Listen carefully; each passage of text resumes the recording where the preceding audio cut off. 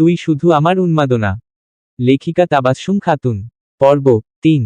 সময়টা বিকাল ৫টা। বাইরে ঝুম বৃষ্টি হচ্ছে। সেই দুপুর থেকেই হচ্ছে। পুরো ৩ ঘন্টা যাবৎ। ঝুম বৃষ্টি সাথে ঝোড়ো হাওয়া। চৌধুরী ম্যানশনের ছাদে হাঁটুতে মুখ গুজে কান্না করছে এক কিশোরী। টানা ৩ ঘন্টা যাবৎ এই বৃষ্টিতে ভিজছে। কেঁপে কেঁপে উঠছে। বৃষ্টির এত বেগ ঝোড়ো হাওয়া যার দরুন তার কান্না শোনা যাচ্ছে না। কোমর ছোঁয়া চুলগুলো ছেড়ে দেওয়া। পানিতে ভিজে গেছে সব। ৩ ঘন্টা যাবৎ বৃষ্টিতে ভিজলে যেমনটা হয় আর কি। কিশোরীর কান্না থেমে আসলো। তবে কেঁপে কেঁপে উঠছে এখনো। হুট করে ছাদের ফ্লোরে শুয়ে পড়ল। অজ্ঞান হয়ে গেছে, হুঁশ নেই তার আর কোন।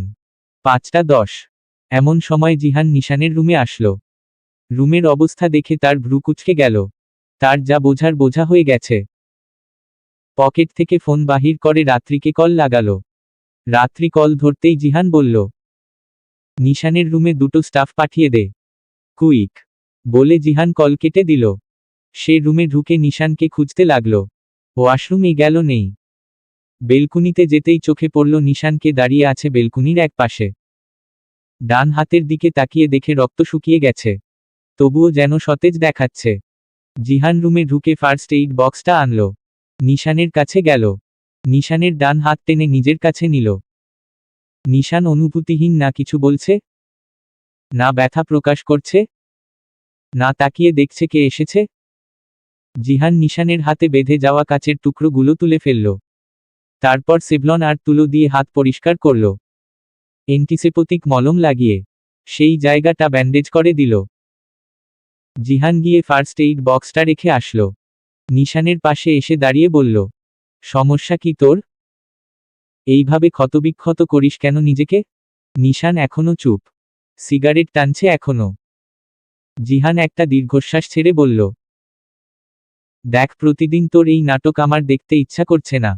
নিশান এইবার গম্ভীর কণ্ঠে বলল, নাটক তো করে তোর মামা মামিরা, তাদের নাটক থামাতে বল। জিহান, ওরা নাটক করেছে মানলাম, তুই তো জবাবও দিয়েছিস। তাহলে এইসব ভাঙচুর করলি কেন? নিশান, পার্সোনাল কিছু শোনার রাইট আমি তোকে দেইনি। জিহান চোখ ছোট ছোট করে বলল, না দিলেও আমি রাইট বানিয়ে নিছি, সমস্যা কি তোর বল? নিশান, সমস্যা আমার কখনো ছিল না, যা সমস্যা সব তোর বোনের। জিহান, কি করেছে সিমি? নিশান রাগে কটমট করতে করতে বলল, বাল করেছে, স্বামীর আদর কোনটা বোঝে না, বাল সব। জিহান একটু কেশে বলল, সিমিকে সময় দে, ও এখনো এইসব মানতে পারেনি। আর ও তো এখনো ছোট। জিহানকে বাকি কথা বলতে না দিয়ে নিশান দাঁতে দাঁত চেপে বলল, ছোট না বাল, দেখ আমার মাথা গরম করিস না, বেরিয়ে যা। জিহান বিরক্তি কণ্ঠে বলল, কথাই কথাই বাল বাল করিস কেন? নিশান, ফেভারিট ওয়ার্ড। সেই জন্য তুই এখন বেরিয়ে যা। জিহান, যাচ্ছি যাচ্ছি, তার আগে বল সিমি কই? নিশান, আছে হয়তো, নিজের রুমে খুঁজে নে। জিহান, নেই ওর রুমে। রাত্রি কেউ জিজ্ঞাসা করলাম, গত ৩ ঘন্টা যাবত ওর সাথে দেখা হয়নি কারোর। তোর কাছে আছে। নিশান জিহানের দিকে তাকিয়ে দাঁতে দাঁত চেপে বলল, বড় বড় বাস আছে, আমার কাছে নিবি? জিহান বিরক্ত কণ্ঠে আবারও বলল, নিশান স্টপ জোক। আমি সিরিয়াস, সিমি কোথায়? নিশান, আমি জানি না। জিহান, জানিস না তো খোঁজ কোথায়? নিশান, ফালতু সময় আমার নেই।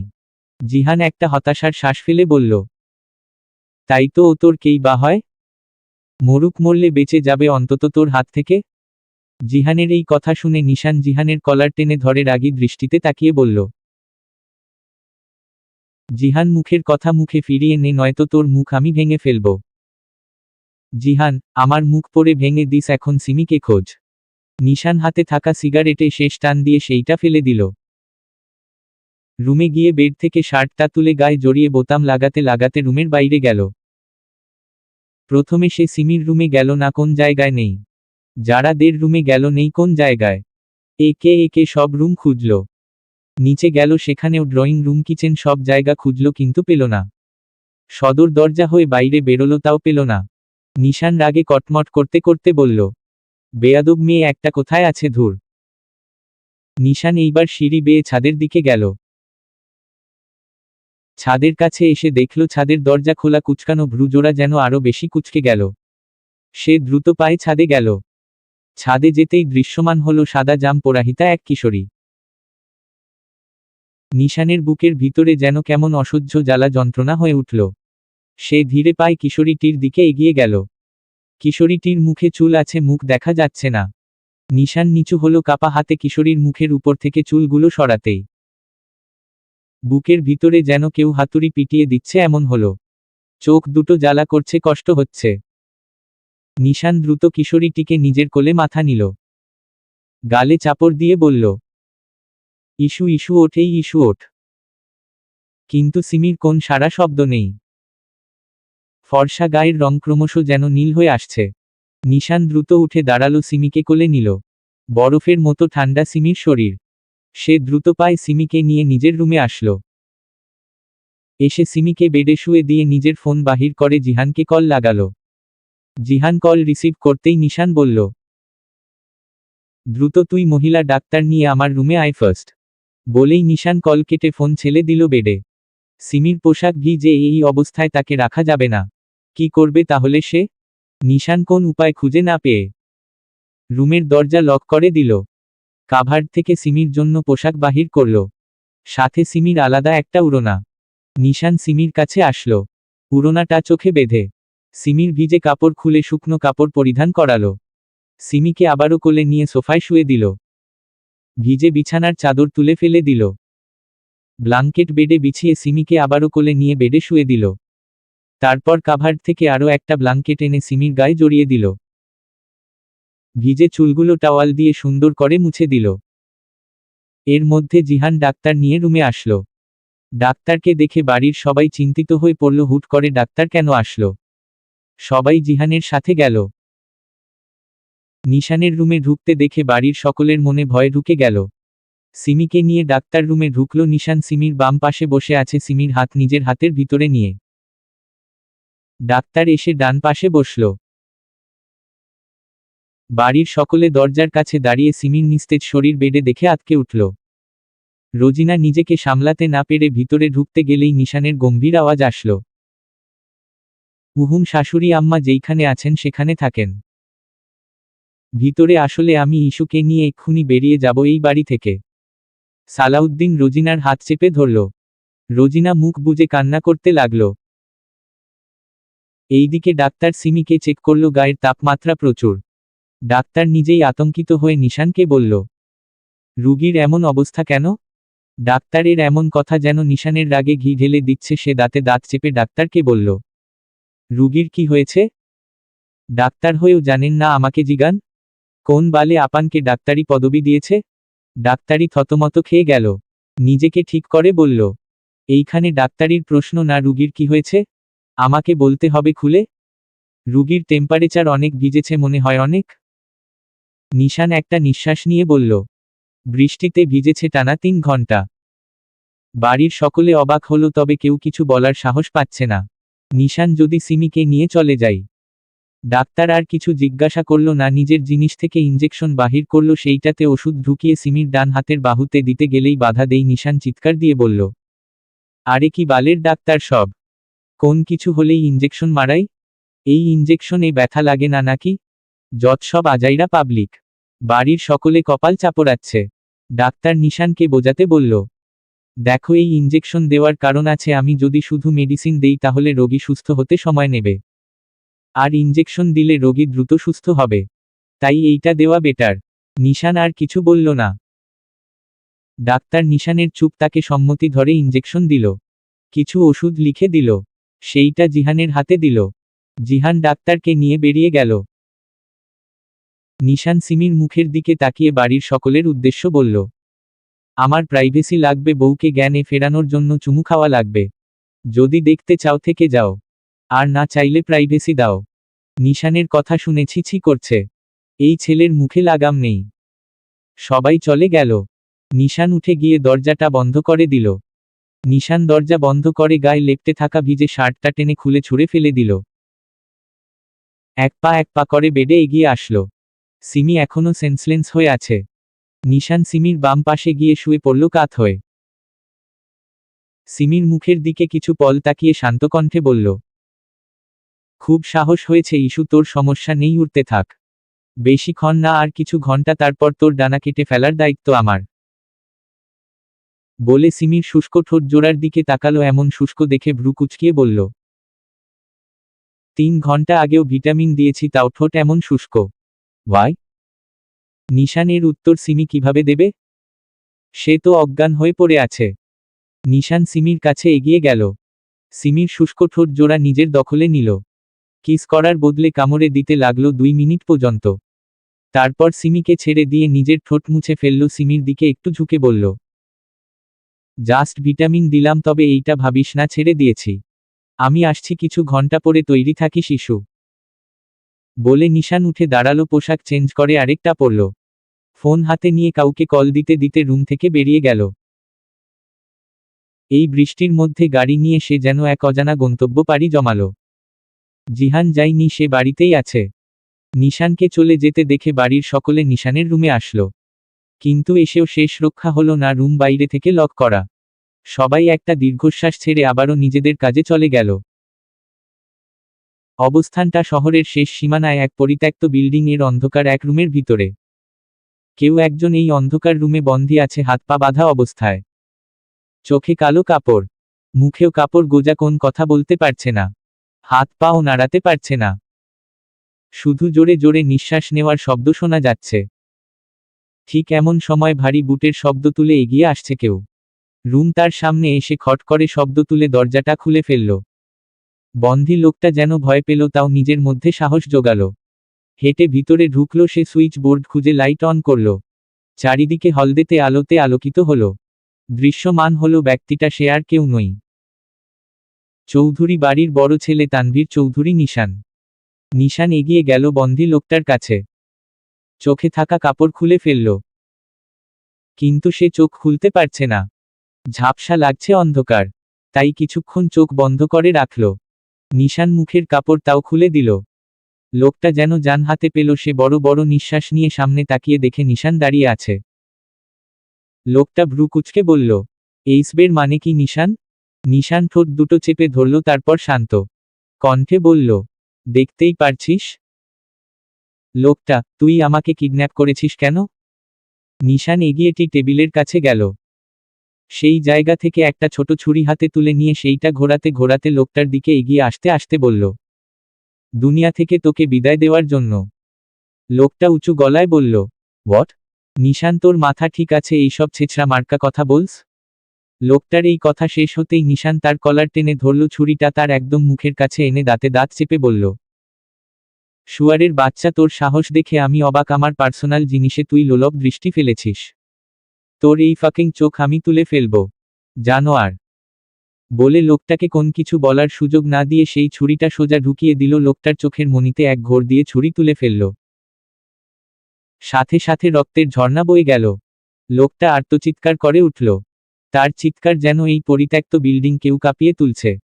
নিশান দাঁতে দাঁত চেপে বলল, আমার নজর সব দিকেই থাকে, আমার ইস্যুকে কেউ বাজে নজরে দেখবে সেইটা আমার চোখ এড়াবে না। বলে একইভাবে বাম চোখের মণিতেও ছুরি দিয়ে এক ঘোর দিয়ে তুলে ফেলল।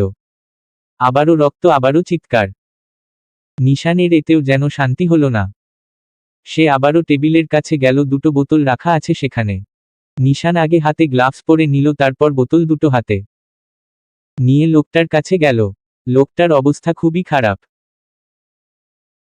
এর মধ্যে বোতলে থাকা নাইট্রিক অ্যাসিড সম্পূর্ণ 2 বোতল ঢেলে দিল লোকটার গায়ে। সারা দেহ ঝলসে গেল, ব্যথায় ছটফট করতে লাগল। ফোকসকা পড়ে গেল, জ্ঞান হারাবে হয়তো এক্ষুনি। নিশান প্যান্টের পিছনে গুজে রাখা পিস্তলটা বাহির করে লোকটার বুক বরাবর টার্গেট করে বাঁকা হেসে বলল, আমার ইস্যুকে নিয়ে বাজে মন্তব্য, বাজে নজরে তাকালে তার পরিণতি মৃত্যু। বলেই পরপর 2টা গুলি চালালো। সেইখানেই মারা গেল লোকটা। নিশান বেরিয়ে গেল সেই রুম থেকে। ফোন হাতে নিয়ে কাউকে কল লাগালো। ফোন রিসিভ করতেই সে বলল, লাশটা নদীতে ভাসিয়ে দিতে। বলে কল কেটে দিল। নিশান একটা সিগারেট বাহির করে ধরালো। সেইটাতে টান দিতে দিতে বিল্ডিং থেকে বেরিয়ে নিজের গাড়িতে বসল, গন্তব্য বাড়ির উদ্দেশ্যে। রাত 9টা বেজে 10 মিনিট। নিশান এমন সময় বাড়িতে ফিরল। ড্রয়িং রুমে কেউ নেই, হয়তো নিজের রুমে আছে। নিশান নিজের রুমের কাছে এসে লক খুলল। ভিতরে ঢুকে দরজা আবারও লক করে দিল। সে বেডের দিকে তাকাতেই দেখতে পেল সিমি উঠে বসে আছে, গায়ে ব্লাঙ্কেট জড়িয়ে। নিশানকে দেখে যেন সে আরও একটু ব্লাঙ্কেটের ভিতরে ঢুকে গেল। নিশান কোন কথা না বলে গায়ে থাকা শার্টের বোতাম খুলে শার্ট খুলে ফেলল। সিমি ব্লাঙ্কেটের নিচে ঢুকে পড়ল। নিশান প্যান্ট পরিত্যাগ করে একটা শর্টস প্যান্ট পরল। তাছাড়া আর কিছু না। নিশান সিমির দিকে তাকালো, সিমি ব্লাঙ্কেটের নিচে। নিশান ওয়াশরুমে ঢুকে পড়ল, 10 মিনিট পরে বেরিয়ে আসলো। সিমি এখনো ওইভাবেই আছে। নিশান গম্ভীর কণ্ঠে সিমিকে উদ্দেশ্য করে বলল, মুখ বাহির কর। সিমি শুনল না, ওইভাবেই রইল। নিশান এইবার চিৎকার দিয়ে বলল, বেয়াদব, মুখ বাহির কর। সিমি এইবার ভয়ে ভয়ে একটু মুখ বাহির করল। নিশান সিমিকে আর কিছু না বলে, তাকে কিছু বলতে না দিয়ে সিমিকে কোলে তুলে নিল এক ঝটকায়। সিমি হতভাগ। নিশান সিমিকে নিয়ে সোজা ওয়াশরুমে ঢুকল। সিমি কিছু বলবে তার আগে তাকে বাথটাবে ফেলে দিল। এইভাবে ফেলে দেয়াই সে ব্যথা পেল। চোখ মুখ খিচে বন্ধ করল। এইদিকে নিশান সিমির ডান হাত আর বাম হাত, 2 হাত এক জায়গায় করে স্কচ টেপ জড়িয়ে দিল। তারপর হাতে আবারও উড়না বাঁধল। উড়না বেঁধে সেইটা একটা স্টিলের স্ট্যান্ডে বেঁধে দিল। সিমির হাতে ব্যথা লাগছে, সাথে তাকে যে বাথটাবে ফেলছে সেইটা থেকে বিচ্ছিরি গন্ধ বাহির হচ্ছে। পুরো বাথটাবের পানি লাল। এইটা আদাও পানি কিনা সিমি জানে না। নিশান সিমিকে শান্ত কণ্ঠে বলল, আমার অনুমতি বিনা বৃষ্টিতে ভিজার সাহসকে দিল তোকে? সিমি, আমার মর্জি, আমি ভিজব কিনা। সিমির এই কথা শুনে নিশান জোরে সিমির বাম গালে একটা চড় মেরে বলল, তোর মর্জির গুষ্টি মারি আমি? ভিজেছিস কেন? সিমি মুখটা অন্ধকার করে বলল, ইচ্ছা করছিল। সিমির খাপছাড়া উত্তর যেন নিশানকে আরও রাগিয়ে দিচ্ছে। নিশান এইবার নিজেও বাথটাবে নামল। সিমির গাল চেপে ধরে বলল, তোর ইচ্ছাতে আমি মুতে দেই, বল কেন ভিজেছিস? ভিজেছিস আবার, তাহলে সেন্সলেন্স হয়েছিস কেন বল? জ্বর বাঁধায় ছিস কেন? বল বল, উত্তর দে। সিমির গালে ব্যথা হচ্ছে। নিশান এত জোরে ধরেছে যে তার গাল যেন ভেঙে যাচ্ছে। নিশান সিমির অবস্থা বুঝতে পেরে নিজেকে শান্ত করার জন্য 2-3 বার বড় বড় নিঃশ্বাস নিল। সিমির গাল ছেড়ে দিল। সিমি কাঁদো কাঁদো কণ্ঠে বলল, ভিজলে যে জ্বর আসবে আমি জানতাম নাকি? নিশান, জানিস কি? জামাই আদর করলে কান্না করতে হয়, শুধু এইটা জানিস? নিশানের কথায় সিমি মাথা নিচু করে আছে। নিশানও চুপ রইল। হুট করে সিমি বলল, এইটা কিসের পানি, এত দুর্গন্ধ কেন? আর আপনি আমার হাত বেঁধেছেন কেন?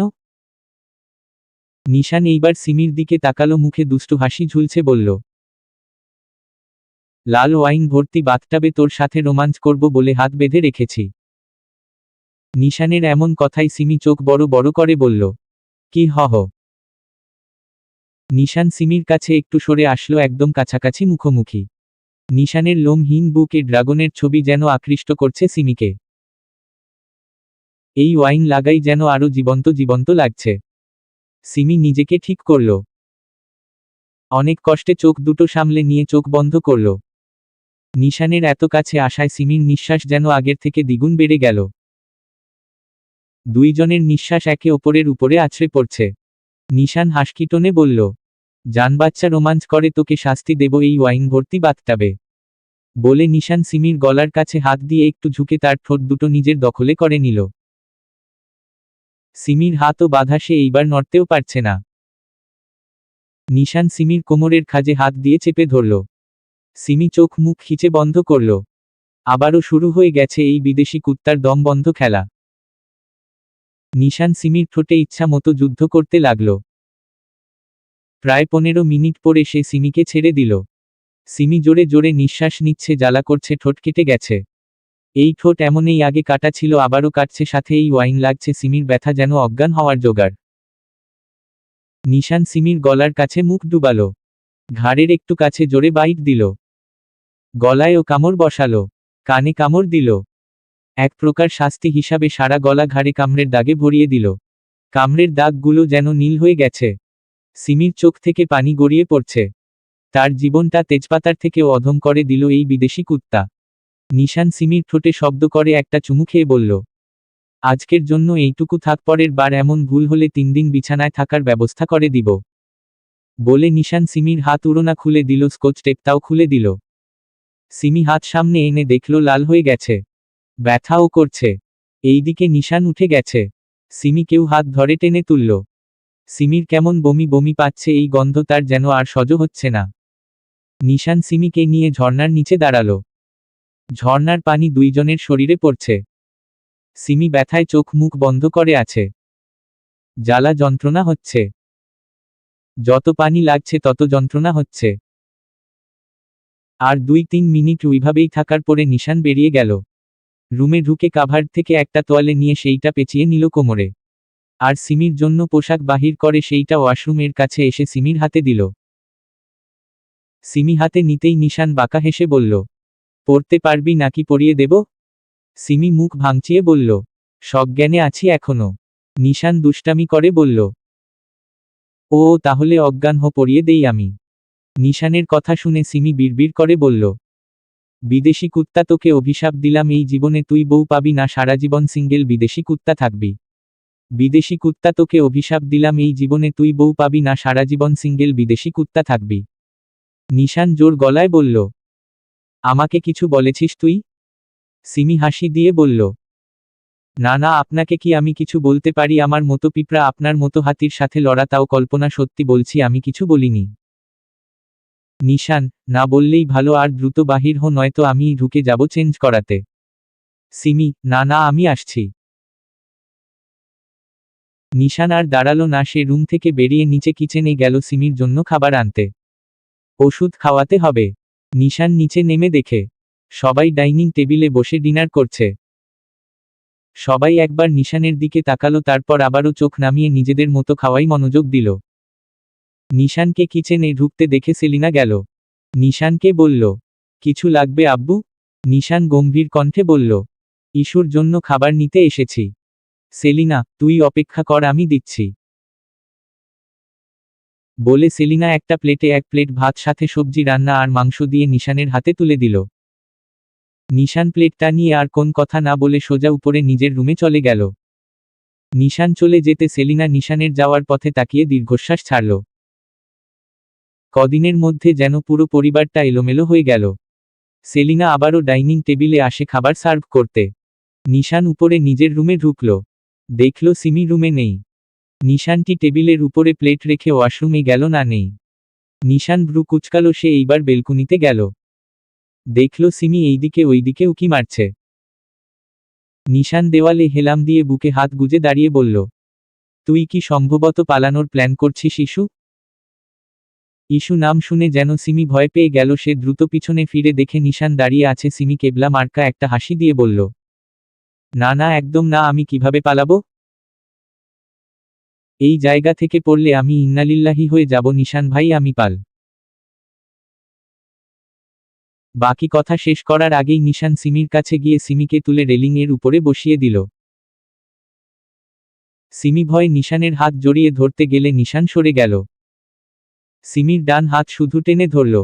সিমি ভয়ে ভয়ে বলল, আমি পড়ে যাব, পড়ে গেলে মরে যাব, আমাকে ছেড়ে দেন প্লিজ। সিমির কথা যেন নিশান আরো রেগে গেল। নিশান এইবার সিমিকে শুয়ে দিল। সিমির অর্ধেকের বেশি বডি বাহিরে। সিমি চোখ বন্ধ করে বলল, আমার ভয় লাগছে প্লিজ। নিশান দাঁতে দাঁত চেপে বলল, মরার শখ জাগছে না, হাত ছেড়ে দেই, পর নিচে মরবি না, হাত পা ভাঙবে, তাই নিচে পড়ে যা, আমি গুলি করে দিচ্ছি, জাগায় মরে যাবি দেই ফেলে। সিমি, না না, একদম না, এই ভুল করবেন না, আমার এখনো মরার বয়স হয়নি নিশান ভাই, আমাকে সিমির কথা শেষ করার আগেই নিশান হাত একটু হালকা করল। সিমি একেবারে পড়ে যেতে নিলেই নিশান ধরে ফেলে রাগান্বিত কণ্ঠে বলল, আমি তোর কি লাগি? সিমির এখন জ্ঞান নেই, সে বাঁচতে পারলে যেন হয় তাই সেইভাবেই বলল, আমার চাচাতো ভাই। চাচাতো ভাই, এই কথা যেন নিশানের রাগে ঘি ঢেলে দেওয়ার মতো। সে নিজেকে শান্ত করে আবারও বলল, আমাদের সম্পর্ক কি? সিমি, ভাই আর বোন। নিশান এইবার সিমিকে নিচে নামিয়ে 2 পাশে হাত দিয়ে আটক করে দাঁতে দাঁত চেপে বলল, 3 কবুল বলে স্বামী মানিয়ে এখন ভাই বোন মারাস? সিমি কাদো কাদো ভয়েসে বলল, আসলে আমি খুব ভয় পেয়ে গেছিলাম, তাই ওই সব উল্টোপাল্টা বলছি, রাগ করবেন না প্লিজ নিশান ভাইয়া। নিশান আবারও সিমিকে সম্পূর্ণ কথা শেষ করতে না দিয়ে ডান গালে জোরে একটা চড় মেরে রেলিং ঘেঁষে একদম নিচু করে বলল, ইডিয়েট দেখেছি, বাট তোর মতো আজাইরা ইডিয়েট আমি দেখিনি, সর ছেমরি। বলে সিমিকে ছেলে দেওয়ার মতো করে ফেলে দিয়ে বেলকুনি থেকে চলে গেল। রুমেও থাকলো না, সোজা রুম থেকে বেরিয়ে চলে গেল। সিমি গালে হাত দিয়ে নিশানের যাওয়ার পানে তাকিয়ে বলল, 100 বার তোকে ভাই বলবো শালা বিদেশি কুত্তা। নিশান ভাইও বলবো না তোকে আমি, নাশপাতি ভাই বলবো এনাকোন্ডা হাতি বিদেশি কুত্তা ইঁদুর ছাগলের 10 নাম্বার বাচ্চা মিয়া খলিফার এক্স। থাক আজ এই পর্যন্ত, বাকিগুলো কালকে এক্সপ্লেইন করব হু। বলে সিমি রুমে ঢুকল। রুমে ঢুকে টি টেবিলের উপরে দেখে প্লেটে ভাত তরকারি রাখা। সিমির এমনিতেই প্রচণ্ড ক্ষুধা লাগছিল, খাবার দেখে যেন আরো ক্ষুধা বেড়ে গেল। সে সোফায় গিয়ে বসল, আলাদা একটা প্লেট নিয়ে সেখানে অল্প ভাত আর তরকারি নিয়ে খেতে শুরু করল। এইদিকে নিশান সোজা ছাদে চলে আসলো। এসে রেলিং ঘেঁষে দাঁড়িয়ে সিগারেট ধরালো। সিগারেটে টান দিতে লাগলো। রাগে তার মাথা ফেটে যাচ্ছে, সহ্য হচ্ছে না কিছু। সিগারেটে আর 2 টান দিয়ে সিগারেট ফেলে দিল। সে ছাদ থেকে নেমে গেল। রুমে না ঢুকে উল্টে রুম থেকে বেরিয়ে গেল। নিশানকে রুম থেকে বেরিয়ে যেতে জিহান দেখল। এই রাতে নিশান কোথায় যাচ্ছে এইটা জানতেই জিহান তার পিছু পিছু গেল। নিশান গাড়িতে উঠতেই জিহান উঠে বসল। নিশান জিহানকে দেখে রাগে কটমট করতে করতে বলল, কি সমস্যা তোর, গাড়িতে উঠছিস কেন? জিহান ভাবলেশীন হয়ে বলল, তোর বাপের গাড়ি যে উঠতে পারবো না, এইটা আমার জানের জিগারের গাড়ি, তাই উঠে পড়ছি, তোর সমস্যা হলে নেমে পড়। নিশান নিজেকে শান্ত করার চেষ্টা করে বলল, দেখ ভালো লাগছে না, নেমে পড়। জিহান ভোলাভালা উত্তর দিল, কিভাবে নামতে হয় আমি জানি না তো। নিশান আর কথা না বাড়িয়ে স্টিয়ারিং ঘোরালো। ফুল স্পিডে গাড়ি চালাতে দেখে জিহান বলল, আব্বে এইভাবে এত স্পিডে চালাস কেন ভাই, তুই তো বিয়েও করেছিস, আমি তো এখনো করিনি। নিশান, বিয়ের গুষ্টি মারি, চুপ কর বসো, নয়তো পাছায় লাথি দিয়ে বাহির করে দেব। জিহান চোখ ছোট ছোট করে বলল, এই সাহস তোর এখনো হয়নি সোনা। নিশান, এইসব সোনা তোনা বলবি না। জিহান, আমি তো সোনা বলেছি তোনা না। নিশান জিহানের দিকে এক পলক তাকিয়ে বলল, মেয়ে মানুষ নাকি তুই, সরি তুই কি তৃতীয় লিঙ্গ?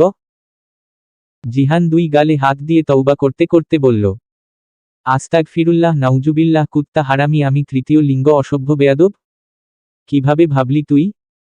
আমার তো এখন মনে হচ্ছে তুই নিজেই তৃতীয় লিঙ্গ। নিশান বাঁকা হেসে বলল, দেখেছিস কখনো? জিহান, দেখা লাগে নাকি তোর আচরণে বোঝা যায়। নিশান, দেখতে হয়, তুই চাইলে দেখতেই পারিস, আমরাই তো আমি তৃতীয় লিঙ্গ কিনা চেক করে দেখ। তবে আমি শিওর 100% তুই তৃতীয় লিঙ্গ। জিহান মুখ ভাঙচিয়ে বলল, চেক করে দেখে নে, আমি পুরুষ, সলিড পুরুষ। নিশান, তোর মুখের ভাষা কিন্তু খারাপ হয়ে যাচ্ছে। জিহান, যার বেস্ট ফ্রেন্ড এর মুখের ভাষা মাশাআল্লাহ, তো সেই হতভাগার মুখের ভাষা কি আস্তাগফিরুল্লাহ হবে? নিশান হালকা হেসে ঠোঁট কামড়ে বলল, আস্তাগফিরুল্লাহ মাশাআল্লাহ র তফাৎ বুঝোস তুই? জিহান, অপমান করছিস নাকি তুই? নিশান, ঠান্ডা মাথায় বাস দিচ্ছি। জিহান, স্টোকে বাস অনেক আছে, আর লাগবে না। বাট আমরা যাচ্ছি কোথায়? নিশান, তোর শ্বশুর বাড়ি। জিহান হেসে বলল, আমার শ্বশুর বাড়ি কোন দিকে ভাই? নিশান, তোর বউ যেইখানে থাকে সেখানে। জিহান, আমার বউ কই? নিশান, তোর শ্বশুর বাড়ি যেইখানে সেইখান। জিহান, তো সেই শ্বশুর বাড়িটা কোথায়? নিশান এইবার ধমক দিয়ে বলল, শালা চুপ কর, সেই থেকে বকবক করে যাচ্ছে, আর একটা কথা বলে দেখো না, সত্যিই তোর পাছায় লাথি মেরে আমি ফেলে দেব। জিহান ঠোঁটে শাহাদাত আঙ্গুল দিল, তার মানে সে চুপ। নিশান গাড়ি চালাতে লাগল কোন এক অজানা গন্তব্যর দিকে। এইদিকে সিমি খাওয়া শেষ করে বাকি খাবারের দিকে তাকিয়ে আফসোস করে বলল, বিদেশি কুত্তাটা খেলো না, আফসোস হচ্ছে বিশেষ করে খাবারগুলোর জন্য। আহারে বেচারাটা মনে হয় রেগে গেছে।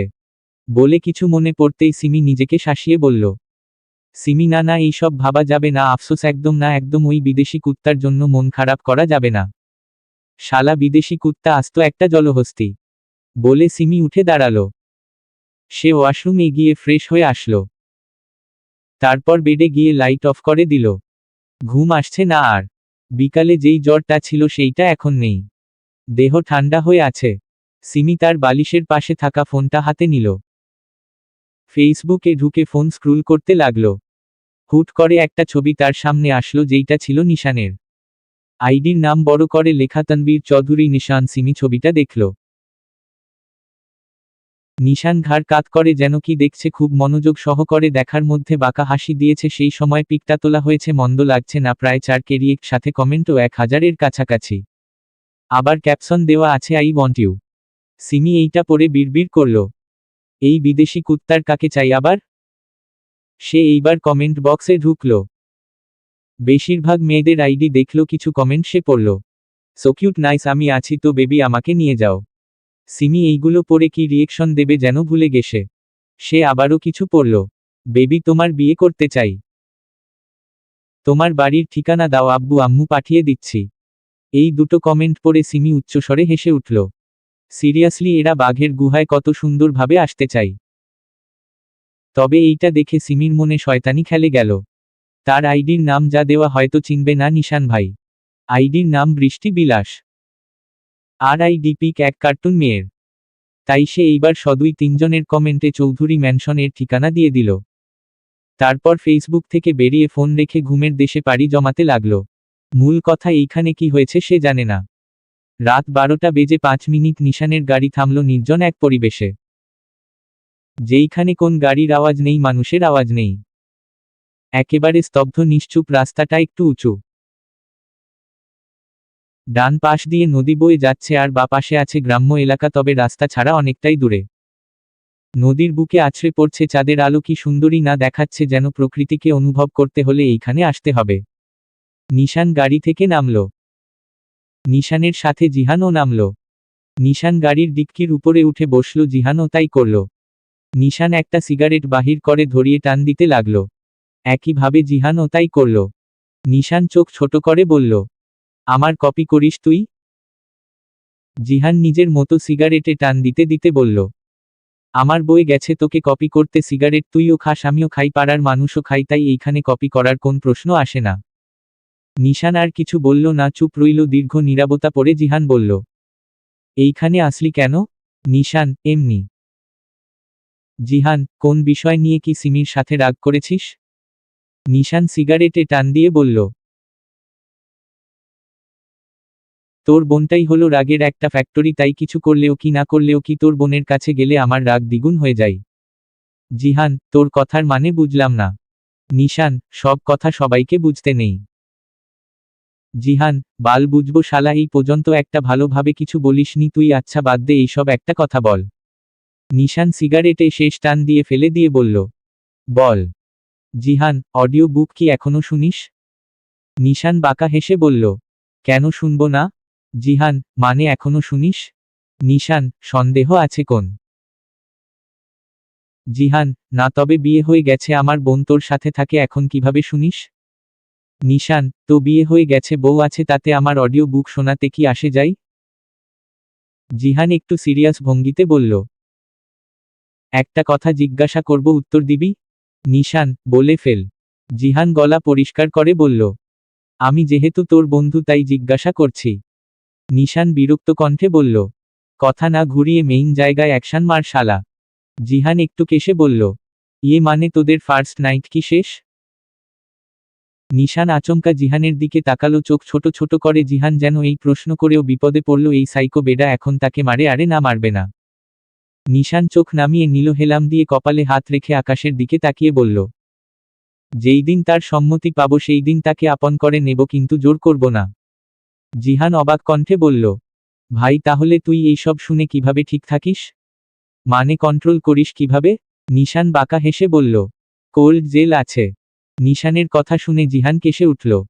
নিশান কিছু বলবে তখনই তার ফোনে নোটিফিকেশন আসলো। নিশান উঠে বসল, ফোন হাতে নিয়ে দেখল ফেসবুক থেকে আসছে। নিশান ফেসবুক ওপেন করল। যেই পিকে সিমি নিশানের বাড়ির ঠিকানা দিয়েছিল সেইটা একদম তার সামনে আসলো। নিশান সম্পূর্ণটা পড়ে ঠোঁট চেপে ধরল। জিহান নিশানের দিকে তাকিয়ে আছে। নিশানকে কিছু বলতে না দেখে জিহান বলল, কিরে কি হলো আবার? নিশান ফোন অফ করে জিহানের দিকে তাকিয়ে বলল, তোর বোনের সতীনের ঘর করার ইচ্ছা হচ্ছে বুঝলি? জিহান বুঝতে না পেরে বলল, মানে কি আমি বুঝতে পারলাম না। নিশান, বোঝার দরকার নেই, কয়দিন পরে লাইভ দেখে নিস। বলে নিশান নেমে গেল। জিহানও নামলো ও বলল, লাইভ দেখব মানে? নিশান গাড়িতে উঠতে উঠতে বলল, মানে আমি লাইভে আসবো, তুই কমেন্ট করিস। ওঠ গাড়িতে। জিহান উঠে বসল। নিশানের কথা সব যেন তার মাথার উপর দিয়ে যাচ্ছে, কিচ্ছু বুঝতে পারছে না। নিশান আবারও গাড়ি ঘোরালো। গাড়ি যে আবারও কোথায় যাচ্ছে জিহান জানে না, তবে সে আর কোন প্রশ্ন করল না। গাড়ি ওইভাবেই আপন গতিতে চলতে লাগলো। তোর সতীনের ঘর করার খুব ইচ্ছে তাই না ইস্যু? সিমি কাপা কণ্ঠে বলল, না না, আমিও এইটা ফাজ লামো করে করছি। নিশান হাতে থাকা ছুরিটা এই পাশে ওই পাশে ঘুরাতে ঘুরাতে সিমির দিকে এগিয়ে আসতে আসতে বলল, উম্মো বেবি তুতলাচ্ছ কেন? সিমি ভয় পিছাতে পিছাতে দেওয়ালে পিঠ ঠেকল। সে কান্না মিশ্রিত কণ্ঠে বলল, ভাইয়া প্লিজ আমাকে মারবেন না, আমাকে ছেড়ে দিন। নিশান এক হাতে ছুরি ধরে আছে, আরেক হাত দেওয়ালে রাখছে। ছুরিটা সিমির মুখে দিয়ে টেনে আনতে আনতে বলল, মারবো না তো জান, আদর করব। তুমি সত্যি চাও আমি বিয়ে করি? সিমি, না না, আমি তো মজা করেছি, সত্যিই বলছি। নিশানের মুখের ভাব পাল্টে গেল। সে জোরে চিৎকার দিয়ে বলল, মজা? সব বিষয়ে তুই মজা মারাস? আমি কি তোর দাদা লাগি নাকি যে মজা করবি? বালের মজা সর। বলেই নিশান ছুরিটা সিমির পেটে ঢুকিয়ে দিল। রক্ত বেরোচ্ছে প্রচণ্ড। সিমি জোরে চিৎকার দিয়ে উঠল। তার কণ্ঠের আওয়াজও যেন বেইমানি করছে, বেরোচ্ছে না কষ্ট হচ্ছে তার। আর নিশান খিলখিল করে হাসছে। চোখ দুটো আস্তে আস্তে বন্ধ হয়ে গেল। মরে গেছে সে, বেঁচে নেই আর। ঠিক তখনই কানে ফজরের আজানের ধ্বনি শুনতাই সিমি বেডের উপরে লাফ দিয়ে উঠল। উঠে লাইট অন করল। পেটে হাত দিয়ে দেখল না, রক্ত নেই, ছুরি নেই।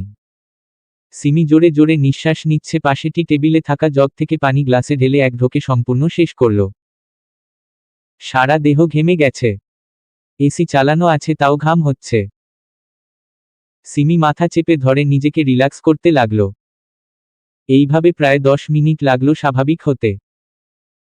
স্বাভাবিক হতে। সে নিজেই নিজেকে বলল, সিমিরে, সময় থাকতে দ্রুত ডিলেট কর তোর কমেন্ট, নয়তো এই ভয়ঙ্কর স্বপ্নটা সত্যি হয়ে যাবে।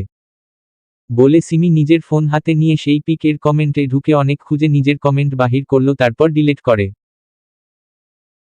দিয়ে বুকে হাত দিয়ে 2-3 বার জোরে নিঃশ্বাস নিয়ে বলল, যদি বাঁচতে চাস তাহলে এইরকম ভুল আর কখনো করবি না। সিমি, বাঘের গুহায় যেচে কোনো সময় যাবি না, সাবধান করে দিলাম। কি স্বপ্ন মাইরি, আমি তো মনে করছি আমি মরেই গেছি। সিমি আর বেডে বসল না। সে বেড থেকে নেমে ওয়াশরুমে ঢুকে ফ্রেশ হতে গেল। সকাল 8টা বাজে। বাড়ির সকলে ডাইনিং টেবিলে সকালের নাস্তা করছে, সাথে সিমিও আছে। কিন্তু নিশান আর জিহান নেই, তারা এখনো বাড়ি ফেরেনি। কোথায় আছে কেউ জানে না। আজকে সিমি ভার্সিটি যাবে, অনেকদিন হয়ে গেছে তারা ভার্সিটি যায় না। তাজউদ্দিন সিমিকে উদ্দেশ্য করে বলল, ভার্সিটি কি আর যাবে না? সিমি মাথা নিচু করে বলল, জি বড় আব্বু, আজকে থেকে যাব। তারপর আর কোন কথা হলো না, সবাই চুপ। যে যার মতো নাস্তা করতে লাগলো। নাস্তা শেষ করে সিমিরা বিদায় নিয়ে চলে গেল ভার্সিটির উদ্দেশ্য। বাড়ির কর্তারা নিজেদের অফিসে গেল। সিমিরা নিজেদের গাড়ি করে যাচ্ছে। সামিয়া যারাকে ডাক দিয়ে বলল, জানিস যাওরা পাখি, একজন বিয়ে করে বর পেয়ে আমাদের ভুলে গেছ। যারা একটু দুঃখ প্রকাশ করে বলল, হ্যাঁ রে শামু রামু, আমরা এখন কেউ না, এখন তার জামাই, তার সব। সিমি চোখ ছোট ছোট করে তাদের দুইজনের দিকে তাকিয়ে বলল, তোরা কি ঘুরিয়ে ফিরিয়ে আমাকে বলছিস? সামিয়া, না না, তোকে বলবো কেন? তুই তো জামাই নিয়ে বিজি, আমাদের কথা আর কি শুনবি? সিমি ভ্রু কুঁচকে বলল, আমি বুঝতে পারছি তোরা আমাকে মিন করছিস। যারা এইবার রাত্রিকে বলল, শোন রাতের নেশা, আমরা আজ থেকে 3 বান্ধবী, রোজিনার বাচ্চা সিমি তার জামাইকে নিয়ে থাক। সিমি এইবার দাঁতে দাঁত চেপে বলল, হারামির দলেরা, আমি মরছি আমার জ্বালায়, উনারা আসছে গাছে তুলতে। সামিয়া, কি রে, কি জ্বালায় মরস? সিমি, ওই বিদেশি কুত্তা আমার জীবনটাকে কয়লা করে দিল। রাত্রি, কয়লা কি বেচতে পারবো? সিমি চোখ রাঙিয়ে বলল, হোপ বেডি। যারা, ঠিকই তো বলল, রাতের নেশা। বাবা তুই কি স্বার্থপর হয়ে গেছিস? এক ছাদের নিচে থেকেও তোর সাথে কথা বলতে পারি না। সিমি যারার দিকে তাকিয়ে বলল, এইগুলো তোর ওই বিদেশ ফেরত ভাইকে বল, শালা হাতি আমার জীবনটা তেজপাতা করে দিল। কথা নেই বাত্রা নেই, ঠাস ঠুস করে মারতেই আছে আমার গালটা, মনে হয় সরকারি পেয়েছে। যারা হাসি দিয়ে বলল, আমার ভাইকে নোবেল দিতে হবে, এই কাজটা আরো আগে কেউ করলে ভালো হতো। ভাবিজান, আমার ভাই তার জায়গায় ঠিকই আছে। যারার কথা শুনে সামিয়া আর রাত্রি হেসে দিল। সিমি রাগে ফুঁসছে। যারা সিমিকে দেখে বলল, এই দেখ আমার ভাবিজান, এখন আমার ভাই এর মতো হয়ে গেছে, কিভাবে রেগে আছে দেখ। ফুল নাশপাতি ভাই এর কপিক্যাট। সিমি এইটা শুনে মুখ ওইদিকে ঘুরিয়ে নিয়ে বলল, অসম্ভব, আমি ওই বিদেশি কুত্তাকে কোন কালেই কপি করিনি, করব না। সামিয়া, সময় আসলে আরো দেখা যাবে বেবি। সিমি, হ্যাঁ দেখিস, ভালোভাবে দেখিস। তাদের গল্প করার মধ্যে গাড়ি ভার্সিটিতে পৌঁছালো। তারা চারজন নেমে গেল, ক্লাসের দিকে রওনা দিল। সময়টা দুপুর, এখন 1:10।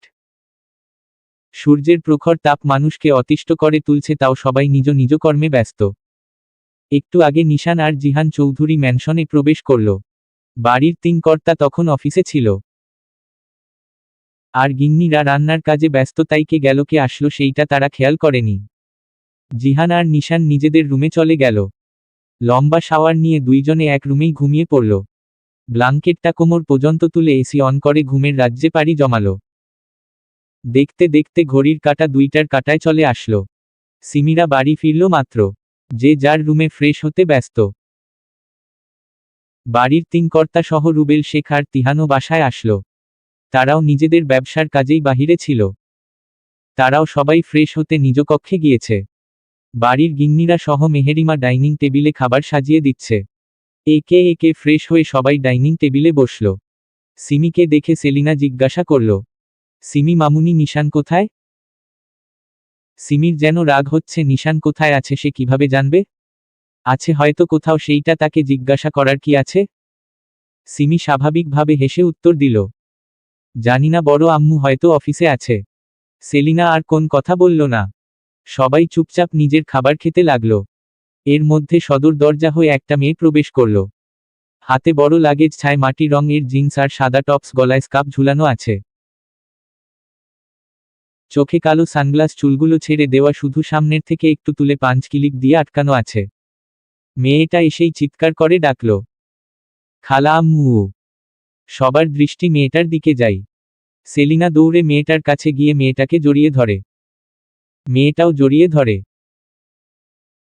এইদিকে ডাইনিং টেবিলে বসে সবাই দেখতেই আছে, আসলে মেয়েটাকে কেউ জানে না। হয়তো তাজউদ্দিন জানে, তাই তো নিজের মতো খেয়ে যাচ্ছে কোন দিকে না তাকিয়ে। সেলিনা মেয়েটার মুখে হাত রেখে বলল, আমার মামুনিটা কত শুকিয়ে গেছে, তুই কি খাওয়া দাওয়া করতিস না নাকি? মেয়েটা চোখের সানগ্লাস খুলে মিষ্টি একটা হাসি দিয়ে সেলিনার গাল টেনে দিয়ে বলল, বেশি গুলুমুলু হয়ে গেলে তো আর কেউ বিয়ে করতে চাইবে না। সেলিনা মেয়েটার মাথায় হালকা চাটি মেরে বলল, পাগলি মেয়ে আমার। বলে সেলিনা আবারও উচ্চস্বরে একটা সার্ভেন্টকে ডাক দিল, মিনা, এই মিনা। মিনা দৌড়ে সেলিনার কাছে এসে বলল, জি বড় ম্যাডাম বলেন। সেলিনা মেয়েটার লাগেজ মিনার হাতে দিয়ে বলল, নিশানের পাশের রুমের দরজা খুলে দে আর এই লাগেজ সেখানে রেখে আয়। আমি পরিষ্কার করেছি, তাও যদি ময়লা থাকে একটু পরিষ্কার করে দে, দ্রুত যা। মিনা আর না দাঁড়িয়ে দৌড়ে চলে গেল। সালাউদ্দিন এইবার বলে উঠল, ভাবি, এই মেয়েটাকে চিনলাম না তো। সেলিনা, দেখেছ, ওকে পেয়ে কথা বলতে বলতে তোমাদের সাথে পরিচয় করাতে ভুলে গেলাম। বলে সেলিনা মেয়েটার হাত ধরে সবার সামনে নিয়ে গিয়ে বলল, এই মেয়েটা, ইনি হলো আমার চাচাতো বোনের মেয়ে। আমার ভাগ্নি। অনেক বছর দেশের বাহিরে ছিল, পড়াশোনা করত। আপাতত দেশে এসেছে, আমাদের বাড়িতেই থাকবে। আর হ্যাঁ, ওর নাম মার্জিনা আলম, মিষ্টি। মিষ্টি বলেই ডাক দিও সবাই। কেউ কিছু বলল না, শুধু দেখল। তারপর সেলিনা মিষ্টিকে সবার সাথে পরিচয় করিয়ে দিল। পরিচয় শেষে সেলিনা সবার দিকে তাকিয়ে বলল, এই তোমরা খাচ্ছ না কেন? খেয়ে নাও। বলে মিষ্টির দিকে তাকিয়ে বলল, মামুনি, তুমি নিজের রুমে যাও, গিয়ে ফ্রেশ হয়ে আসো। তারপর লাঞ্চ কর। যাও। মিষ্টি আর কিছু বলল না, সবার দিকে এক পলক তাকিয়ে সেলিনা থেকে বিদায় নিয়ে উপরে উঠে গেল। মিষ্টি চলে যেতেই সিমি জারার হাতে চিমটি কেটে ফিসফিস করে বলল, আচ্ছা, দুনিয়ার যত আবার আছে সবগুলো কি আমাদের বাড়ির ঠিকানাতেই পাওয়া যাবে? সিমির কথা শুনে যারা নিজের হাসি আটকিয়ে সিমিকেও ফিসফিস করে বলল, আরে আমার ভাবিজান আবাল বাদ ওই মাইয়া কিন্তু সাধারণ মাইয়া না, নিজের জামাইরে আঁচলে বেঁধে রাখো নয়তো ম্যারাথন দৌড় দিয়ে ভাইয়াকে নিয়ে পালিয়ে যাবে। তখন কপাল চাপড়ানো ছাড়া কিছু করার থাকবে না। সিমি মুখ ভাঙিয়ে বলল, হাউফানি যারা শেষে কিনা ওই বিদেশি কুত্তার জন্য আমি কপাল চাপড়াবো। এই মেয়ে যদি বিদেশি কুত্তাকে নিয়ে ম্যারাথন দৌড় দিয়ে পালাতে চাইলে আমি সিমি হেল্প করব, বিকজ দৌড় দেওয়ার সময় যদি কোন বাধা আসে। যারা এইদিকে ওইদিকে তাকিয়ে ফিসফিস করে বলল, তোর কপাল ভালো সিমি ভাইয়া, শোনে নি এইসব যদি শুনতো তাহলে তোর সরকারি গালটা লাল রঙে রঞ্জিত হতো। বলে যারা খাওয়াতে মনোযোগ দিল। সিমিও আর পাত্তা দিল না, নিজের মতো খেতে লাগলো। মিষ্টি উপরে নিজের রুমের সামনে দাঁড়িয়ে আছে, ভিতরে ঢুকেও যেন ঢুকছে না, কারণ একটাই তার রুমের পাশের যেই রুমটা এইটা নিশানের। মনটা চাচ্ছে ঢুকে পড়তে রুমের ভিতরে, কিন্তু ঢুকতে পারছে না। এইভাবে দোটানাতে ভুগতে ভুগতে প্রায় 10 মিনিটের মাথায় মিষ্টি রুমের দরজা আস্তে আস্তে খুলে ভিতরে প্রবেশ করল। ভিতরে প্রবেশ করে রুমের দরজা আবারও লাগিয়ে দিল। রুমের ভিতরে তিমিরে ঢাকা অন্ধকার আর ঠান্ডা। মিষ্টি নিজের ফোনের টর্চ অন করল। বেডে টর্চের আলো পড়তেই দেখতে পেল কেউ একজন ঘুমিয়ে আছে উবুর হয়ে, ব্লাঙ্কেট ওই কোমর পর্যন্ত তোলা। রুমটা যেহেতু নিশানের তাই মিষ্টি শিওর হয়ে গেল এইটা নিশান হবে। মিষ্টি এগিয়ে গেল, আস্তে আস্তে করে নিশানের পাশে গিয়ে বেডে শুয়ে পড়ল। নিশানের গায়ে একটা হাত দিল। মিষ্টির দম যেন বন্ধ হয়ে আসছে। নতুন নতুন অনুভূতি, এইসব সবকিছু গলার কাছে দম বন্ধ হয়ে আছে। যেই দিন থেকে তাকে বিয়ের কথা বলা হয়েছে সেই দিন থেকে নিশানের ছবি, নিশানের সম্পূর্ণ সবকিছু নিয়ে সে দেখতে দেখতে নিশানকে ভালোবেসে ফেলে। যেই ভালোবাসা থেকে সে উঠতে পারবে না, থাকতেও পারল না আর। তার আসার কথা ছিল এখনো অনেক পরে, কিন্তু আজকেই চলে আসছে। এতদিন কল্পনাতে নিশানকে জড়িয়ে ধরেছে, কিন্তু বাস্তবে নিশানকে এইভাবে কাছে পেয়ে জড়িয়ে ধরার অনুভূতিটা যেন বলার বাহিরে। মিষ্টি যে এত এক্সাইটেড যে সে কি করছে কিছু বুঝতে পারছে না। মিষ্টি আরও একটু শক্ত করে নিশানকে জড়িয়ে ধরতেই নিশান পাশ ফিরল, মিষ্টির দিকে ফিরল। মিষ্টির গলা শুকিয়ে কাঠ হয়ে গেছে। নিশান মিষ্টির গায়ে হাত দিল। মিষ্টি যেন কেঁপে উঠল। এইদিকে নরম কোন কিছু দেখে নিশানের কপাল সহ মুখ কুঁচকে গেল। হাতড়িয়ে হাতড়িয়ে মিষ্টির চুল দেখল, মেয়েদের মতো। নিশান দ্রুত হাত বাড়িয়ে ল্যাম্প পোস্টের কাছে সুইচ অন করল, সাথে সাথে ঘর আলোকিত হল। এইদিকে মিষ্টি দ্রুত উঠে বসল বিছানায়, নিশানের দিকে তাকাতেই জোরে চিৎকার দিয়ে উঠল। মিষ্টির চিৎকার দেখে সেও চিৎকার দিল। ওদের দুইজনের চিৎকারের মধ্যেই ওয়াশরুমের দরজা খট করে শব্দ তুলে কেউ একজন বেরিয়ে আসলো। দুইজনে সামনে তাকিয়ে দেখে নিশান দাঁড়িয়ে আছে, একটা টাওয়াল কোমরে জড়ানো, আরেকটা টাওয়াল গলার দুই পাশে ঝোলানো। চুল থেকে টুপটাপ করে পানি পড়ছে। নিশান নিজের রুমে অচেনা একটা মেয়েকে দেখে ভ্রু কুঁচকে ফেলল। তার পাশে জিহানকে দেখে কুঁচকে যাওয়া ভ্রু যেন আরো কুঁচকে গেল। নিশানের কুঁচকানো ভ্রু দেখে জিহান বেড থেকে নেমে এসে নিশানের পাশে দাঁড়িয়ে নিশানকে বলল, বিশ্বাস কর দোস্ত, এই মেয়েটাকে আমি চিনি না।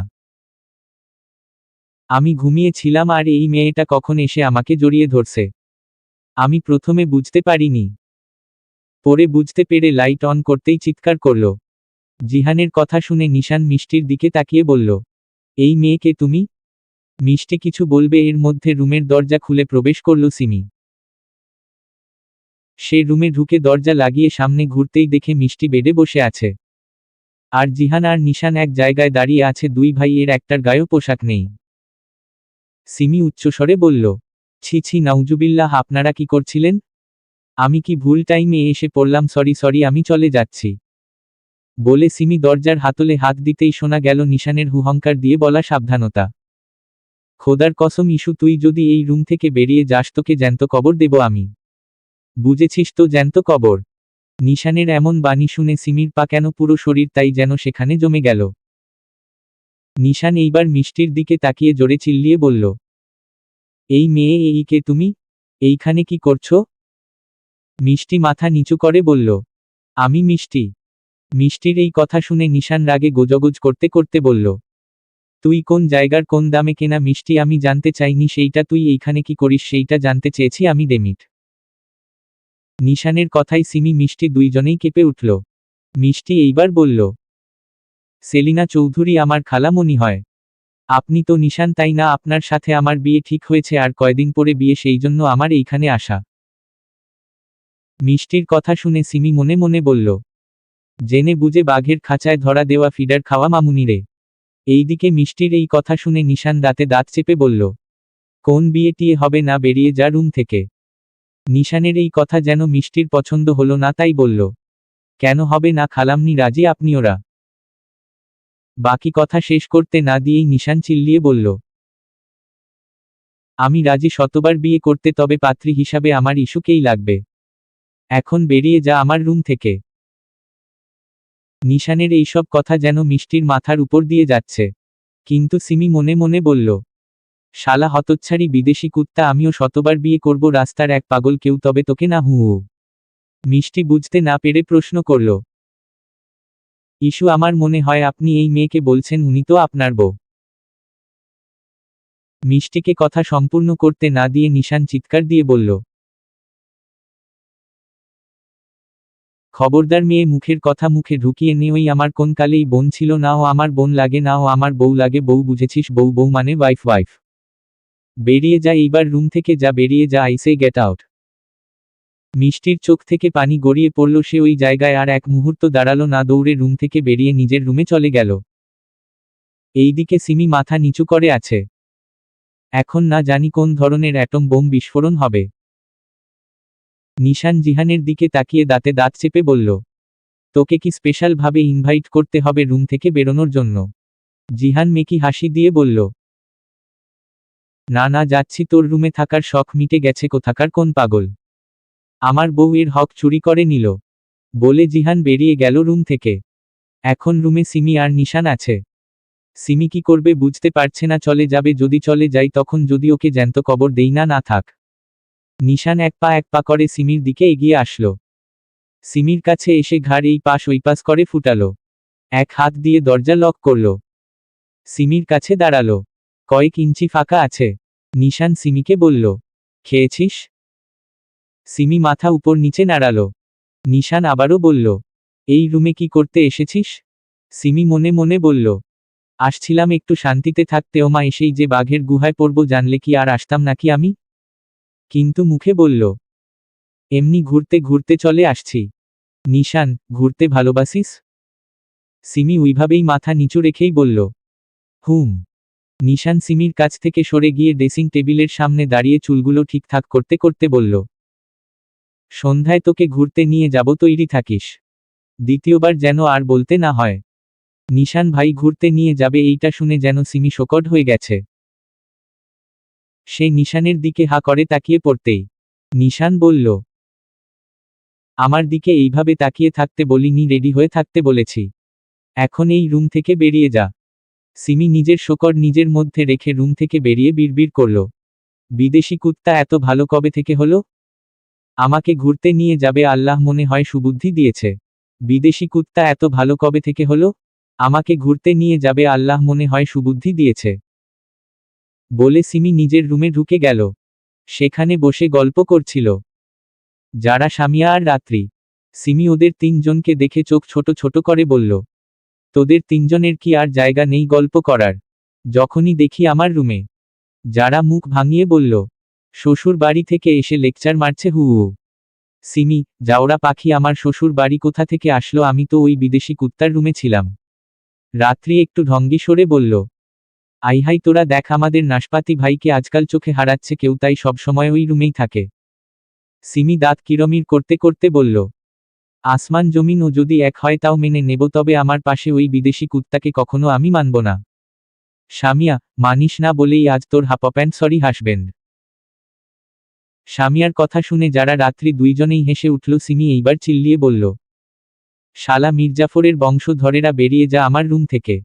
সামিয়া আস্তে আস্তে বলল, কেন বেবি জিজু আসবে নাকি? সিমি চোখ গরম করে সামিয়ার দিকে তাকাতেই সামিয়া চুপ হয়ে গেল। বুঝাই যাচ্ছে সিমি আজ অনেক রেগে গেছে। তাই ওরা তিনজন বেরিয়ে গেল সিমির রুম থেকে। ওরা বেরোতেই সিমি দরজা জোরে লাগিয়ে দিল। রাগে যেন মাথা ফেটে যাচ্ছে ওর। লাইট অফ করে পর্দা টেনে দিয়ে বেডে শুয়ে পড়ল। রাগ কমানোর জন্য এইটাই বেটার অপশন। এইদিকে ওরা তিনজন বাইরে এসে হাসাহাসি করছে। যারা সামিয়াকে বলল, শামু আমি আর যারা নিচে যাচ্ছি, তুই কি যাবি? সামিয়া, মনটা এখন ছাদের দিকে ইশারা করছে তোরা যা আমি ছাদে যাব। যারা আর রাত্রি নিচে চলে গেল। সামিয়া ফোন স্ক্রুল করতে করতে ছাদে গেল। সিঁড়ি বেয়ে উঠে ছাদের দরজার কাছে আসতেই কারোর শক্তপোক্ত বুকের সাথে জোরে ধাক্কা খেয়ে নিচে পড়ে গেল। সামিয়া হালকা ব্যথাও পেল। সে চোখ উঁচিয়ে সামনে তাকিয়ে দেখে জবেদার ভাতার তার দিকে ভ্রু কুঁচকে তাকিয়ে আছে। সামিয়া উঠে দাঁড়ালো, জিহানের দিকে তাকিয়ে বলল, এই জবেদার ভাতার সমস্যা কি আপনার? ফেলে দিলেন কেন আমাকে? জবেদার ভাতার এমন নাম শুনে যেন জিহানের কাশি উঠে যাচ্ছে। নিজেকে সামলিয়ে সামিয়াকে বলল, এক্সকিউজ মি, এই জবেদার ভাতারটাকে? সামিয়া, আপনি আপনার বউয়ের নাম জবেদা, তাই সেই সূত্রে আপনি তার বর। খাঁটি বাংলায় বলতে গেলে জবেদার বর না জবেদার ভাতার, ইটস বেস্ট। জিহানের এইবার সত্যি সত্যি কাশি উঠে গেল। সে বলল, এই জবেদাকে কই পেলে তোমরা? সামিয়া, এখনো পাইনি, তবে আপনার জন্য খুঁজছি। জিহান, এই মেয়ে ভালোই ফটর ফটর কর দেখছি। সামিয়া মুখ ভাঙিয়ে বলল, আমার মুখ আছে তাই ফটর ফটর করি, তাতে আপনার কি সমস্যা? জিহান, শালার আজকের দিনটাই খারাপ। জড়িয়ে ধরল বাজার থেকে কিনা মিষ্টি আর ধাক্কা মারল মিস ক্যারকেরানি। অসহ্য, বাড়িতে থেকেও আজকাল শান্তি পাওয়া যাচ্ছে না। ধাত বউ এর হক সব এরাই নিয়ে নিচ্ছে, ডিসগাস্টিং ব্যাপার স্যাপার। বলে জিহান চলে যেতে নিলেই সামিয়া পথ আটকিয়ে ধরে বলল, এই আপনি আমাকে কি নামে ডাকলেন? জিহান বিরক্তি কণ্ঠে বলল, এক কথা দ্বিতীয়বার বলতে আমি পছন্দ করি না, মেয়ে রাস্তা ছাড়ো। সামিয়া, বললেই হলো নাকি? দেখেন মিস্টার জবেদার ভাতার, বেশি তিরিং বিরিং করলে কিন্তু একেবারে জবেদার কাছে রেখে আসব। জিহান, এই মিস ক্যারকেরানি, বেশি পকপক করলে কিন্তু তোমার দিনে দুপুরে সর্বনাশ করে দেব। সামিয়া ভাব নিয়ে ব্যঙ্গত সরে বলল, ওরে আইসে আমার সর্বনাশ আলিরে রে, কি সর্বনাশ করবেন আপনি? জিহান, খাঁচায় বন্দি করে রাখব। সামিয়া, আমি কি পাখি নাকি যে আমাকে খাঁচায় বন্দি করবেন? জিহান বাঁকা হেসে বলল, সমস্যা কি? আমি যদি চাই তোমাকে পাখিও বানাতে পারি। সামিয়া উপহাস করে বলল, ও আচ্ছা তাই নাকি? প্লিজ তাহলে আমাকে পাখি বানিয়ে দেন, আমার না পাখি হওয়ার অনেক শখ। পাখি হয়ে আকাশে ঘুরে নিজের জামাইকে খুঁজবো, আহ কি শান্তি। বলে সামিয়া জিহানের দিকে তাকাতেই জিহান কি যেন বিড়বিড় করতে করতে চলে গেল। সামিয়া ও জিহানের দিকে তাকিয়ে মুখ ভ্যাংচি কেটে ছাদে উঠে গেল। বিকাল 6টা বেজে 5 মিনিট। সেলিনা সোজা মিষ্টির রুমের সামনে আসলো। 2-3বার নক করল কিন্তু কোন সাড়া শব্দ নেই। সেলিনা এইবার ডুপ্লিকেট চাবি দিয়ে লক খুলে ভিতরে প্রবেশ করলেন। ভিতরে ঢুকতেই কেমন যেন রক্তের ঘ্রাণ ভেসে আসলো। চারিদিকে অন্ধকার। সেলিনা সুইচ বোর্ড হাতড়িয়ে লাইট অন করতেই চমকে উঠল, চিৎকার দিয়ে উঠল। সেলিনা দৌড়ে বেডের কাছে অবহেলিতায় পড়ে থাকা মিষ্টির কাছে গেল। যে বেডে হেলাম দিয়ে ফ্লোরে বিশেষ আছে। চুলগুলো এলোমেলো, চারিদিকে কাচের টুকরো, হাত থেকে রক্ত পড়ছে এখনো টুপটাপ করে। সাদা ফ্লোর লাল হয়ে গেছে। কেঁপে কেঁপে উঠছে প্রতিবার। সেলিনা গিয়েই মিষ্টিকে জড়িয়ে ধরল। সেলিনার চোখে পানি, সে মিষ্টিকে আগলিয়ে বলল, কি হয়েছে সোনা, তোর এই অবস্থা কেন? এমন কিভাবে হলো আমার সোনা বাচ্চা, বল। মিষ্টি চোখ বন্ধ করল। বার দুয়েক বড় বড় শ্বাস নিয়ে বলল, খালা আম্মু, নিশান কি ম্যারিড? সেলিনা মিষ্টিকে আরো শক্ত করে জড়িয়ে ধরে বলল, যেই দিন বিয়ের কথা বলেছি সেই দিন রাত 2টোর সময় বিয়ে করেছে। মিষ্টির চোখ থেকে পানি গড়িয়ে পড়ল। সে সেলিনাকে বলল, আমার মধ্যে কিসের কমতি ছিল খালা আম্মু? আমি কি নিশানের বউ হওয়ার যোগ্য রাখি না? আমি কি নিশানকে আমার করে পেতে পারতাম না? সেলিনা মিষ্টিকে ছেড়ে দিয়ে তার সামনে বসিয়ে চুলগুলো ঠিক করে মুখে এক হাত রেখে বলল,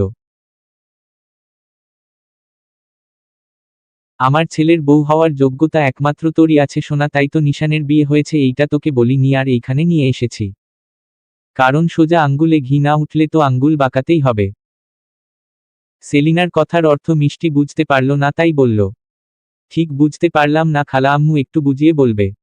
সেলিনা মিষ্টির মাথায় হাত বুলিয়ে বলল, সিমিকে আমি সত্যিই ভালোবাসি, তবে সেইটা 10 বছর আগেই।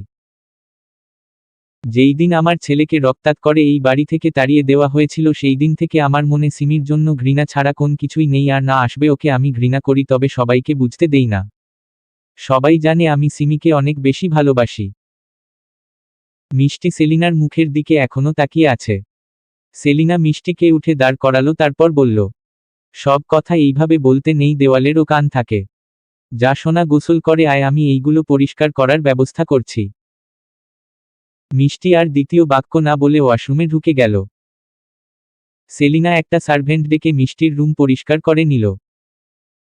তারপর নিজের রুম থেকে বেরিয়ে নিজের রুমে গিয়ে ফ্রেশ হয়ে নিল। পোশাকে রক্ত লাগছে এই জন্য। দেখতে দেখতে ধরণীর বুকে অন্ধকার নেমে আসছে। সময়টা 7:30। নিশান মাত্র বাসায় ফিরল, সেই দুপুরে বেরিয়েছিল আর এখন আসলো। নিশান সোজা নিজের রুমে যাই। রুমে ঢুকেই ব্লেজার আর ফোন বেডে ছেলে দিয়ে ওয়াশরুমে ঢুকে যাই। এইদিকে নিশানকে রুমে যেতে দেখে সিমি দ্রুত নিজের রুমে যাই। রেডি হতে বলা তো যায় না, যদি ওই বিদেশি কুত্তা এসে দেখে সিমি এখনো রেডি হয়নি তাহলে তৃতীয় বিশ্বযুদ্ধ হয়ে যাবে। ঘুরতে নিয়ে যাক আর না যাক, রেডি হয়ে থাকা ভালো। সিমি ফ্রেশ হয়ে একটা মিষ্টি কালারের লং গাউন পরল। চুলগুলো উঁচু করে বাঁধল ক্লিপ দিয়ে। পুরোনাটা মাথায় দিয়ে ভালোভাবে গায়ে জড়িয়ে নেই। মুখে পর্নস্ক্রিম আর ঠোঁটে লিপবাম দিয়ে বেডে বসে পড়ল। এইদিকে নিশান ওয়াশরুম থেকে বেরিয়ে আসলো, গোসল করেই আসছে। সে একটা কালো ব্ল্যাক ডায়মন্ড প্যান্ট আর সাদা শার্ট পরল। ড্রেসিং টেবিলের কাছে গিয়ে চুলগুলো ঠিকঠাক করল। পরিপাটি হয়ে রুম থেকে বেরিয়ে সিমির রুমের দিকে যেতে যেতে হাতা ফোল্ড করে নিল। নিশান সিমির রুমে ঢুকতেই দেখতে পাই সিমি রেডি হয়ে বসে আছে।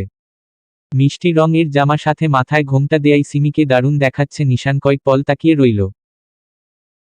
সিমি তার দিকে তাকাতেই চোখ নামিয়ে নিল। নিশান সিমির হাত ধরে রুম থেকে বেরিয়ে গেল। ড্রয়িং রুমে সবাই বসেছিল, এমনকি মিষ্টিও। জিহান নিজের রুমে আছে। নিশান সিমিকে নিয়ে যাচ্ছে, হাত ধরে সবাই দেখছে কিন্তু কিছু বলছে না। কি বলবে? তারা স্বামী স্ত্রী, যা পারে করুক। নিশান সিমিকে নিয়ে নিজের ব্ল্যাক মার্সিডিজের কাছে গেল। সিমিকে ফ্রন্ট সিটে বসিয়ে নিশান ড্রাইভিং সিটে বসে রইল। তাদের মধ্যে কোন কথাবার্তা হলো না। যে যার মতো চুপ করে আছে। নিশানের গাড়ি থামল এক নির্জন জায়গায়, যেইখানে আশেপাশে কোন বাড়ি ঘর নেই, নেই কোন গাড়ি। আছে দুই পাশে ঘন জঙ্গল। সিমির ভয় লাগছে, তাও চুপ করে আছে। নিশান গাড়ি থেকে নামলো, সাথে সিমিকেও নামালো। গাড়ির পিছনের ডিক্কি থেকে নিশান একটা কোদাল বাহির করল। সিমি শুধু দেখছে কিন্তু কিছু বলার যেন সাহস পাচ্ছে না। নিশান সিমির হাত ধরেই জঙ্গলের মধ্যেই ঢুকে গেল। সিমির গা হাত পা যেন কেঁপে কেঁপে উঠছে। জঙ্গলের একটু ভিতরে ঢুকে নিশান থামল। হাতে থাকা ফোন সিমির হাতে দিয়ে বলল, ফোনের ফ্ল্যাশ অন কর। সিমি কাপা হাতে ফোন নিয়ে ফ্ল্যাশ অন করল। নিশান কোদাল নিয়ে মাটি কাটতে লাগল। সিমি এইবার নিজেকে শক্ত করে নিশানের দিকে তাকিয়ে বলল, এইখানে এইভাবে মাটি কাটছেন কেন? নিশান জবাবে বলল, মাটি কেটে কবর তৈরি করছি। নিশানের এই সামান্য কথা যেন সিমির মনে ভয়ের উথাল পাতাল অবস্থা। সে যেন কাঁপতে লাগলো, মুখ দিয়ে আর কথা বাহির হচ্ছে না। প্রায় 10 মিনিটের মাথায় নিশান একটা কবর খুঁড়ে ফেলল। নিশান এইবার সিমির কাছে গেল। সিমির কাঁপতে থাকা শরীর দেখে বলল, কি হয়েছে জানবাচ্চা, তুই কাঁপছিস কেন? সিমির মুখ দিয়ে কোন কথা বাহির হচ্ছে না। নিশানের মুখের রং পাল্টে গেল। সিমিকে নিজের দিকে ফিরিয়ে বাহু জোরে চেপে ধরে দাঁতে দাঁত চেপে বলল, তোর সাহস দেখে আমি অবাক। ইস্যু নিজেই নিজের ঘরে সতীন ডাকিস? অ্যামেজিং ব্যাপার স্যাপার, তাই না? নিশানের কথাই সিমি কেঁপে উঠল। সে তুতলানো কণ্ঠে বলল, আ সো লে আমি ভু ল কো। বাকি কথা শেষ করার আগেই নিশান সিমির হাত জোরে চেপে ধরে চিৎকার করে বলল, তোর ভুলের গুষ্টি মারি। বলে নিশান সিমিকে পাজাকোলে তুলে নিল। নিয়ে নিশান সিমিকে কবরের কাছে এনে জোরে সেই কবরের মধ্যে ফেলে দিল। এইভাবে জোরে ফেলাই সিমির কোমরে হাতে সব জায়গায় ব্যথা লাগছে। সিমি ব্যথায় মুখ কুঁচকিয়ে নিল। নিশানের মধ্যে কবরের পাশে যেই মাটি আছে সিমির গায়ে দিতে লাগল। সিমি দ্রুত চোখ খুলল। সামনে তাকাতেই নিশানকে এইভাবে মাটি দিতে দেখে সিমি চিৎকার দিয়ে কাকুতি মিনতি করে বলল, নিশান ভাইয়া এইসব কি করছেন, আমি মরে যাব তো, প্লিজ এমন করবেন না। নিশান সিমির গায়ে মাটি দিতে দিতে বলল, রিল্যাক্স জানবাচ্চা, মরবি না, যদি বারবার মরার কথা বলিস তো এর থেকে বেশি শাস্তি অপেক্ষা করবে তোর জন্য। কিন্তু সিমি কি রিল্যাক্স থাকতে পারছে? সে চিৎকার করতেই আছে। নিশান সিমির পেট পর্যন্ত মাটি তুলে দিল। তারপর সে নিজের প্যান্টের পকেট থেকে কচটেপ বাহির করে। সেইটা সিমির 2 হাতে জড়িয়ে বেঁধে রাখল। সিমি কান্না করছে, জোরে চিৎকার করছে। নিশান আবারও মাটি দিতে লাগল। এইভাবে সিমির গলা পর্যন্ত মাটি তুলে দিয়ে নিশান সিমির দিকে তাকিয়ে বাঁকা হেসে বলল, জানবাচ্চা, বড়ই ভুল করেছিস তুই জানিস আমি তোকে কতটা চাই। তারপরও এইসব, তাই সামান্য শাস্তি দিলাম, মাইন্ড করিস না। বলে নিশান ওই জায়গা ছেড়ে দিল। নিশানকে চলে যেতে দেখে সিমি আরো জোরে চিৎকার দিয়ে উঠল, ও নিশান ভাইয়া, আমাকে এইখানে একা রেখে যাবেন না প্লিজ। আমার ভয় করছে, কি অন্ধকার, আমি কিছু দেখতে পারছি না। আমার ভয় লাগে, আমাকে নিয়ে যান আপনার সাথেও নিশান ভাই। সিমির কথা এই অন্ধকার জঙ্গলের মধ্যে যেন বারবার প্রতিধ্বনি হচ্ছে, তার শব্দ শুনে পাখিরা উড়ছে এইদিকে ওইদিকে, শেয়ালও ডাকছে, কুকুরের ডাক, শুকনো পাতার মোচমোচ শব্দ, সব মিলিয়ে ভয়ঙ্কর পরিস্থিতি। সিমির ভয়ে জান বেরিয়ে আসছে। এইদিকে নিশান রাস্তার কাছে গাড়িতে হেলাম দিয়ে দাঁড়িয়ে সিমির দিকে তাকিয়ে আছে বাঁকা হেসে। সিমি কান্না করেই যাচ্ছে আর নিশানকে ডাকছে, নিশান ভাই, ও নিশান ভাই, আমার ভুল হয়ে গেছে, আমাকে এই জায়গা থেকে তোলেন ও নিশান ভাই। আমি এইবার সত্যিই মরে যাব নিশান ভাই। সিমির এইসব আর্তনাদ শুনে নিশানের কোন হেলদোল হচ্ছে না, সে ওইভাবেই সিমির দিকে তাকিয়ে আছে। দেখতে দেখতে 10 মিনিট হয়ে গেল। সিমির গলা শুকিয়ে গেছে, চিৎকার করতে পারছে না আর। ভয়ের মাত্রা বাড়ছে, মাটির ভিতরে থাকা সারা শরীর অবাস হয়ে আছে। কোন পোকা মাকড় কামড়িয়ে দিয়েছে কিনা সে কিছুই বুঝতে পারছে না। চোখ দুটো যেন বুজে আসছে।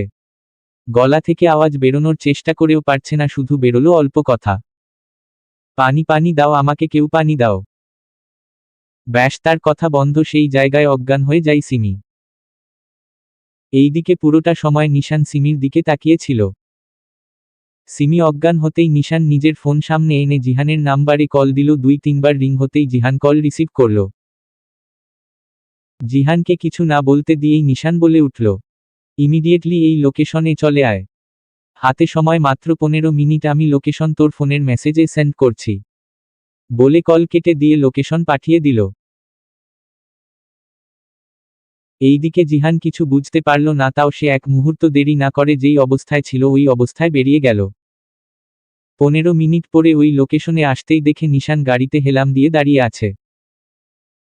জিহান নিশানের কাছে গিয়ে বলল, বল, কি জন্য ডাকছিস? নিশান সরল সোজা ভাবে জবাব দিল, তোর বোনকে জ্যান্ত কবর দিয়েছিলাম, এখন অজ্ঞান হয়ে গেছে, ওকে হাসপাতালে নিয়ে যা। নিশানের কথা শুনে জিহান অবাক হয়ে প্রশ্ন করল, নিশান, তুই কি আদৌ ভালো মানুষ? তুই একটা সাইকো, তুই পাগল, মাথা খারাপ হয়ে গেছে তোর। জিহানের কথাই নিশান চিৎকার দিয়ে বলল, হ্যাঁ আমি পাগল, আমি সাইকো, আমি উন্মাদ, তবে আমার এইসব উন্মাদনা শুধু তোর বোনের জন্য, অনলি ইস্যু ও ব্যতীত আর কোন কিছুতেই আমার পাগলামি নেই, আমার উন্মাদনা নেই। এখন যা, ওকে হাসপাতালে নিয়ে যা কুইক। বলে নিশান নিজের গাড়িতে উঠে বসতেই জিহান বলল, তুই কোথায় যাচ্ছিস? নিশান স্টেয়ারিং এ হাত দিয়ে বলল, এক্সপ্লেইন করার মতো ইচ্ছে আমার নেই। বলেই নিশান গাড়ি চালিয়ে চলে গেল। অনেক দূরে এই রাতের অন্ধকার, এর সাথে তার গাড়িও মিলিয়ে গেল এই অন্ধকারে। জিহান ফোনের ফ্ল্যাশ অন করে দৌড়ে সিমিকে খুঁজে আর পেয়েও যায়। সিমির এই অবস্থা দেখে নিজেরই কেমন একটা লাগছে, চোখে যেন পানি এসে ভিড় জমিয়েছে। আসলেই নিশান কতটা নিষ্ঠুর। জিহান দ্রুত সিমির গায়ের উপর থেকে মাটি সরিয়ে নিল, হাতে থাকা কচটেপ ফেলে দিয়ে সিমিকে কোলে তুলে নিজের গাড়িতে বসালো। দ্রুত গাড়ি চালিয়ে হাসপাতালে নিয়ে গেল। হাসপাতালে এসে সিমিকে কোলে করে ডাক্তারের কাছে নিয়ে গেল। সিমির অবস্থা দেখে ডাক্তারের গা পর্যন্ত কাটা দিয়ে উঠল, দ্রুত তাকে নিয়ে গিয়ে দ্রুত চিকিৎসা শুরু করে দিল। জিহান বাড়িতে খবর দিল, তবে এইসব জ্যান্ত কবর দিয়েছে এইসব কিছুই বলল না, একটা বানানো মিথ্যা বানিয়ে বলল। বাড়ির সকলে হাসপাতালে আসলো। মায়া মায়া মহামায়ার ভেতর আমি কে? আমি কে? আমি কে তোর? মায়া মায়া মহামায়ার ভেতর আমি কে? আমি কে? আমি কে তোর? নিশানের মুখে এমন গান শুনে পাশে থাকা তার বডিগার্ডরা যেন বিষম খাচ্ছে। আদাও কি এইটা বিশ্বাস করার কথা এই নিশান কিনা গান গাইছে? নিশান একটা বন্দুক হাতে বাম হাতে ধরে আছে আর ডান হাতের শাহাদাত আঙ্গুল দিয়ে কপালে স্লাইড করতে করতে গান গেয়ে উঠল। এর মধ্যে নিশানের ফোনে কল আসলো। নিশান ফোন রিসিভ করলো। ওই পাশ থেকে কি বলল শোনা গেল না, তবে নিশান বাঁকা হেসে বলল, আমার পিপাসা ওদের রক্ত দিয়েই মেটাবো। আমি আসছি, একটাও পালাতে না পারে ধরে রাখো, আত্মীয়তা কর। বলেই কল কেটে দিল। কিছু সময় বসে রইল। হুট করে দাঁড়ালো, বেরিয়ে গেল।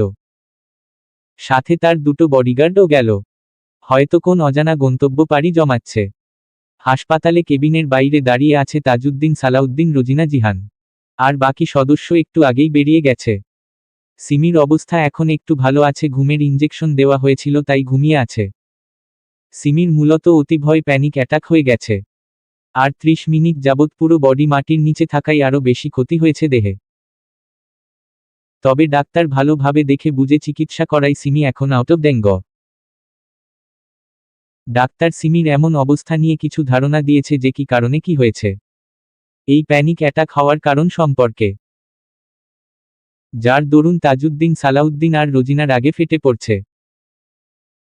রাগ হওয়ার কারণ নিশানি তাকে নিয়ে গেছিল, আর নিয়ে গিয়ে কিনা সবাই আর ভাবতে পারছে না। জিহানও কিছু বলল না, ওইভাবেই রইল। সিমিকে আজকে রাতটা হাসপাতালে থাকার নির্দেশ দিয়েছে। সকাল হলেই নিয়ে যেতে বলেছে। রাত 10টা বেজে 2 মিনিট। অবস্থানটা শহরের একদম সীমানা। ফাঁকা মাঠে দাঁড়িয়ে আছে এক প্রান্তে কালো হুডি পরা এক ব্যক্তি। ওপর পাশে দাঁড়িয়ে আছে দুটো লোক, ধরে আছে একজনকে। আরেক পাশে একইভাবে দুটো লোক ধরে আছে একজনকে। ঝমঝম করে পানি পড়ছে। এর মধ্যে এগিয়ে আসলো সামনে একা দাঁড়িয়ে থাকা ব্যক্তিটা। ধীরে ধীরে হেঁটে এসে দাঁড়ালো একজনের সামনে। কালো হুডি পরাই, মুখ দেখা যায় না। যেই লোকটাকে ধরে আছে সেই লোকটাও কথা বলতে পারছে না। কারণ তাদের প্রচুর মারা হয়েছে, সব রক্ত ছিল গায়ে, এখন বৃষ্টির পানিতে সেগুলো ধুয়ে গেছে। হুডি পরা লোকটা ঘাড় এইপাশ ওইপাশ করে ফুটিয়ে নিল, বলল, সুন্দরতম একটা রাত, এই রাতে পিপাসা মেটানোর জন্য পারফেক্ট একটা সময়। কেউ এই কথার উত্তরও দিল না, না হাসল। এইদিকে বন্ধী লোকটা বহু কষ্টে কাপা কণ্ঠে বলল, মা দের আমাদে র এইক এইখা নে কেও কেন অনে এনেছেন। লোকটার কথা শুনে হুডি পরা লোকটা বাঁকা হাসল। যেই হাসি হয়তো কেউ দেখতে পেল না। বন্ধী লোকটা আবারও বলল, রা কিছু করেছি? কি আমাদের এইখানে কেন এনেছেন? হুডি পরা লোকটা তার হুডি মুখ থেকে সরিয়ে পড়ল। উদয় হলো চৌধুরী বাড়ির বড় ছেলে তানভীর চৌধুরী, নিশান। নিশানকে ডেকে তারা অবাক হলো। নিশান কেন তাদের বন্দী করলো, আর যত জানে নিশান অনেক ভালো ছেলে। নিশান হুডি সরিয়েই বাঁকা হাসি দিয়ে বলল, এত প্রশ্ন ভালো না, আমি কোন ইন্টারভিউ দিচ্ছি না যে তোরা এত প্রশ্ন করবি। আর চাকরিটা যেন আমার হয়, এই জন্য আমি আনসার দেব। চু চু চু চু, বন্দী লোকটা বলল। নিশান, আমি তোমাকে চিনি, তুমি কেন আমাদের বন্দী করেছ? আমরা কি করেছি? নিশান সিম্পল ভাবে জবাব দিল, আমার কাছে আসতে গেলে তোদের অত ছোটখাটো কারণ লাগবে না, বড় কারণই লাগবে, আর সেই বড় কারণ তোরা করেছিস। বন্দী লোক দুটো একসাথে বলল, কি? নিশানের মুখের ভাব পাল্টাচ্ছে, বাঁকা হাসি লেগে থাকা গম্ভীর মুখ এখন রাগে পরিবর্তন হয়েছে। চোখ দুটো লাল টুকটুক করছে। দাঁতে দাঁত চেপে ওদের বলল, আমি 1 নাম্বারের সাইকো, আমি উন্মাদ।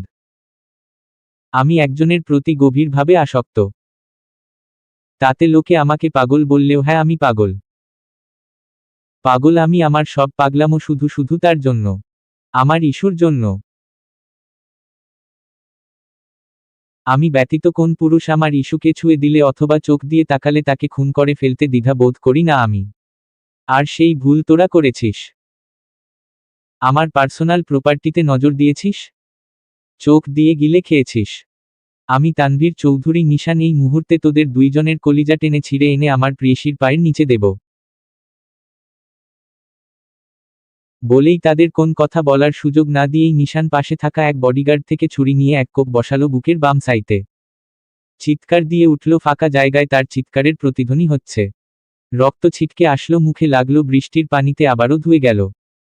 নিশান পরপর কোপ বসাতে লাগলো বুকের বাম সাইতো বরাবর, চারপাশ দিয়ে কোপ দিতে দিতে হৃৎপিণ্ড হাতে পেল এক টান দিয়ে, সেইটা নিয়ে আসলো বডিগার্ড। পলিথিন ধরে ছিল নিশান, সেইটা ঢুকিয়ে দিল পলিথিনের মধ্যে। ছুরি রেখে দিয়ে মাংস কাটার জন্য বড় ছুরি আনলো। মাটিতে বসে বসে এক কোপ করে দিতে দিতে লাশটাকে একদম মাংসের মতো পিস করে কেটে উঠে দাঁড়ালো। হেঁটে গেল আরেকজনের কাছে। সেইজন ভয় প্রস্রাব করে দিয়েছে, হাঁটু কাঁপছে, চোখের সামনে এমন খুন সে প্রথম দেখল। নিশান তার দিকে তাকাতেই লোকটা ভয়ে জোরে জোরে শ্বাস নিতে থাকল। নিশান হাতে হ্যান্ডগ্লাভস পরে নিল। একটা ছুরি নিল ডান হাতে। বাম হাত দিয়ে লোকটার জিভ টেনে ধরে ছুরি দিয়ে ফোঁচ করে কেটে দিল। রক্ত গোলগোল করে বেরিয়ে আসছে। চিৎকার করছে কিন্তু আওয়াজ বেরোচ্ছে না। এর মধ্যে নিশান আবারও বুকের বাম পাশে কোপাতে লাগলো, যতক্ষণ না হৃৎপিণ্ড হাতে পেয়ে গেলেই একইভাবে আগের লাশকে যেমন মাংসের মতো পিস করে কেটেছে, ঠিক সেইভাবেই এই লাশকেও কেটে দিল। উঠে দাঁড়ালো। নিশানের হাতে থাকা রক্ত, মুখে লাগা রক্ত সব এই বৃষ্টির পানিতে ধুয়ে গেছে। নিশান বডিগার্ডদের বলল, এদের এই পিস করে রাখা মাংসগুলো দুইজনের বাড়িতে পাঠাবি অল্প মতো, যাতে বুঝতে না পারে। আর বাকি মাংস এইসব কুকুর শেয়ালদের দিয়ে খাওয়া।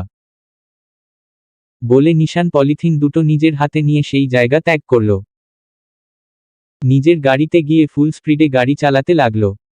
গন্তব্যে হাসপাতালে, সিমিকে যেই হাসপাতালে অ্যাডমিট করা হয়েছে সেখানে। পুরো 1.5 ঘন্টা ড্রাইভ করার পরে নিশানের গাড়ি হাসপাতালের সামনে দাঁড়ালো। গাড়ি থেকে নেমে আসলো। হৃৎপিণ্ড যেই পলিথিনে আছে সেগুলো গাড়িতে আছে। সে দ্রুত হেঁটে হাসপাতালের ভিতরে প্রবেশ করল। সময়টা এখন রাত 1টা বাজে। নিশান হাসপাতালের ভিতরে প্রবেশ করতে সিমির কেবিনের বাইরে দেখল রোজিনা, সালাউদ্দিন, তাজউদ্দিন আর জিহান দাঁড়িয়ে আছে। নিশান সোজা কেবিনের ভিতরে ঢুকতে গেলেই বাধা হয়ে দাঁড়ালো। সালাউদ্দিন বলে উঠল, খবরদার নিশান, আমার মেয়েকে আঘাত করার কথা আর ভুলেও ভাববে না। চলে যাও, রেস্ট নেবে, ছেড়ে দাও ওকে, মুক্তি দাও। আমার মেয়েটা নয়তো মরে যাবে। মরার কথা যেন নিশানের মেজাজ খারাপ করে দিচ্ছে। সে সালাউদ্দিনের দিকে তাকালো, দাঁতে দাঁত চেপে বলল, আপনার মেয়ে কম, সে আমার বউ বেশি। মুক্তি আমার মৃত্যু, ও ওকে মুক্তি দেবে না, সেখানে আমি জ্যান্ত থাকতে ওকে মুক্তি কিভাবে দেব? আর লাস্ট ওয়ার্নিং, আমার ইস্যু মরে যাবে, এই কথা মুখ দিয়ে উচ্চারণ করলে আমি এই দুনিয়াটাই ওলট পালট করে দেব। বলে সালাউদ্দিনকে সরিয়ে সিমির কাবিনে ঢুকল। হাতে থাকা ক্যানেলা আস্তে আস্তে খুলে কাটার টেপ লাগিয়ে দিল। তারপর পাজা কোলে তুলে কেবিন থেকে বেরিয়ে গেল। সিমিকে এইভাবে নিয়ে বেরোতে দেখে তাজউদ্দিন বলল, ওকে ওইভাবে কোলে নিয়ে কই যাচ্ছ তুমি? নিশান, কাউকে উত্তর দেওয়া আমার প্যাশন না। বলে চলে যেতে নিলে তাজউদ্দিন আবারও বলল, আমাকে প্যাশন সম্পর্কে শেখাচ্ছ? তুমি কি আদাও মানুষ? বাচ্চা মেয়েটাকে এইভাবে জ্যান্ত কবর দিয়েছিলে তুমি, এখন আগলা পীড়িত দেখাতে আসছো? নিশান সিমির মুখের দিকে তাকিয়ে বলল, জ্যান্ত কবর দিলে ও আমার, আগলা পীড়িত দেখালে ও আমার।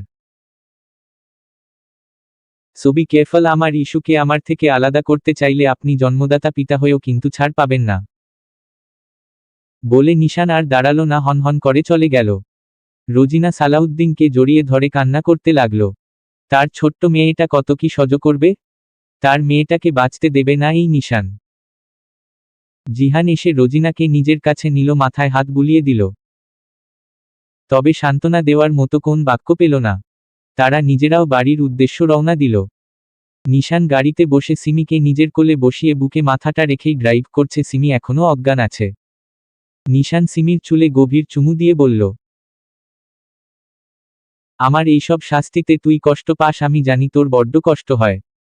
তবে আমি যে নিরুপায়। আমার ভালোবাসা আর 5টা স্বামীর মতো না যে আদর করবে, অন্যায় করলে বোঝাবে। আমার ভালোবাসা বিষাক্ত সাপের থেকেও ক্ষতিকর। তুই অন্যায় করলে আমি বোঝাতে পারি না, ডাইরেক্ট অ্যাকশন নিয়ে তোকে শাস্তি দেই। আদরও দিতে পারি না, আমার আদর মানে তোর সারা দেহ ব্যথায় জর্জরিত। কি করব আমি, মানুষটা উন্মাদ, আমি সহ্য করতে পারি না, তোর কাছে থাকা কাউকে পারি না সহ্য করতে, কেউ তোকে দেখুক। সহ্য করতে পারি না তুই আমাকে ছাড়ার কথা ভাবিস। আমার ভিতরের যে জ্বলতে থাকা হার্টবিটের পোড়া গন্ধ হয়তো তোর নাকে যায় না, তবে আমাকে শেষ করে প্রতিটা সেকেন্ড। থামল নিশান, চোখ দুটো লাল হয়ে গেছে। আবারও বলল, আমার থেকে ভালোবাসা পাবি, আমি তোকে ভালোবাসা দেব যা তোর স্বাস্থ্যের জন্য ক্ষতিকর। আমি স্বাভাবিক না জানবাচ্চা, আমি উন্মাদ শুধু তোর জন্য। আমাকে ছেড়ে যাওয়ার কথা কোন সময় ভাববি না, তাহলে আমি যে কি করব নিজেও জানি না।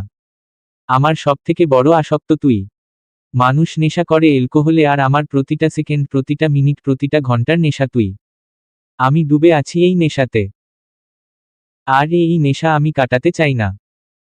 তোকেও কাটাতে দেব না। তুইও আমার নেশায় বুঁদ হবি জান বাচ্চা। থামল নিশান। গাড়ি এখনো চলছে। এর মধ্যে সিমি নড়ে উঠল, হয়তো জ্ঞান ফিরছে। সিমি পিটপিট করে তাকালো, অন্ধকার লাগছে, ঝাপসা চোখ বন্ধ করে আবারও তাকালো। অনুভূতি যেন শূন্য, কিছু মনে পড়ছে না। মাথা নাড়াতে গিয়ে ঠেকল নিশানের থুতনির সাথে। সিমি তাকালো নিশানের মুখের পানে। অনুভূতি যেন সব শূন্য। তার জ্ঞান ফিরেছে কিন্তু কিছু মনে পড়ছে না। সিমি চোখ বন্ধ করল, খুলল, নিশানের মুখের দিকে তাকিয়ে আছে নিষ্পলক চাহনিতে। নিশান একবার নিচু হয়ে সিমিকে দেখে আবারও গাড়ি ড্রাইভ করতে মন দিল। সিমি চোখ বন্ধ করল, মাথায় হয়তো চাপ প্রয়োগ করছে। সবকিছু মনে পড়তে সিমি চোখ খুলে নিশানকে দেখে নড়াচড়া করতে থাকে, বলল, নিশান ভাই, আমাকে মারবেন না, আর আমাকে আর জ্যান্ত কবর দিবেন না, আমার ভয় করছে। বলে নড়তে লাগলো নিশান সিমির কপালে চুমু দিয়ে বলল, দেব না জ্যান্ত কবর, আর লাগবে না ভয়। তবে তুই এত নড়াচড়া করিস না, আমি কন্ট্রোল হারা হলে এই গাড়ির ভিতরেই বাসর কমপ্লিট করব। নিশানের স্বাভাবিক কথাও যেন সিমির কাছে অস্বাভাবিক লাগছে। সে নিশানকে ভয় করছে, ভীষণ ভয় করছে। সে ঠান্ডা হয়ে গেল, আর নড়াচড়া করছে না। বেশি করলে যদি এইবার সত্যিই মেরে ফেলে, তখন তার থেকে চুপ থাকা ভালো। সিমির চুপ দেখে নিশানও কিছু বলল না। গাড়ি এসে থামল নিশানের গেস্ট হাউসে।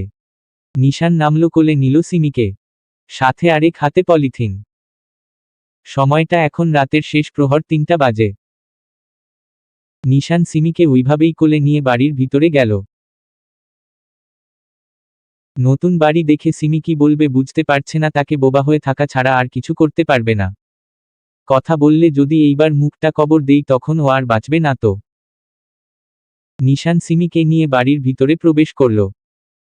ড্রয়িং রুমে থাকা সোফায় বসিয়ে পলিথিন থেকে হৃৎপিণ্ড বাহির করে সিমির পায়ের কাছে রাখল। হৃৎপিণ্ড থেকে সিমি আঁতকে উঠল, ভয় পাচ্ছে। ও হৃৎপিণ্ড দেখেছে ফোনে, তাই ও চেনে। নিশান সিমির দিকে তাকিয়ে বলল, যারা তোকে ডিস্টার্ব করবে তাদের অবস্থা এইরকম হবে জানবাচ্চা। তুই রিল্যাক্সে থাকবি, কারোর সাহস নেই তোকে কিছু বলার, চোখ তুলে তাকানোর।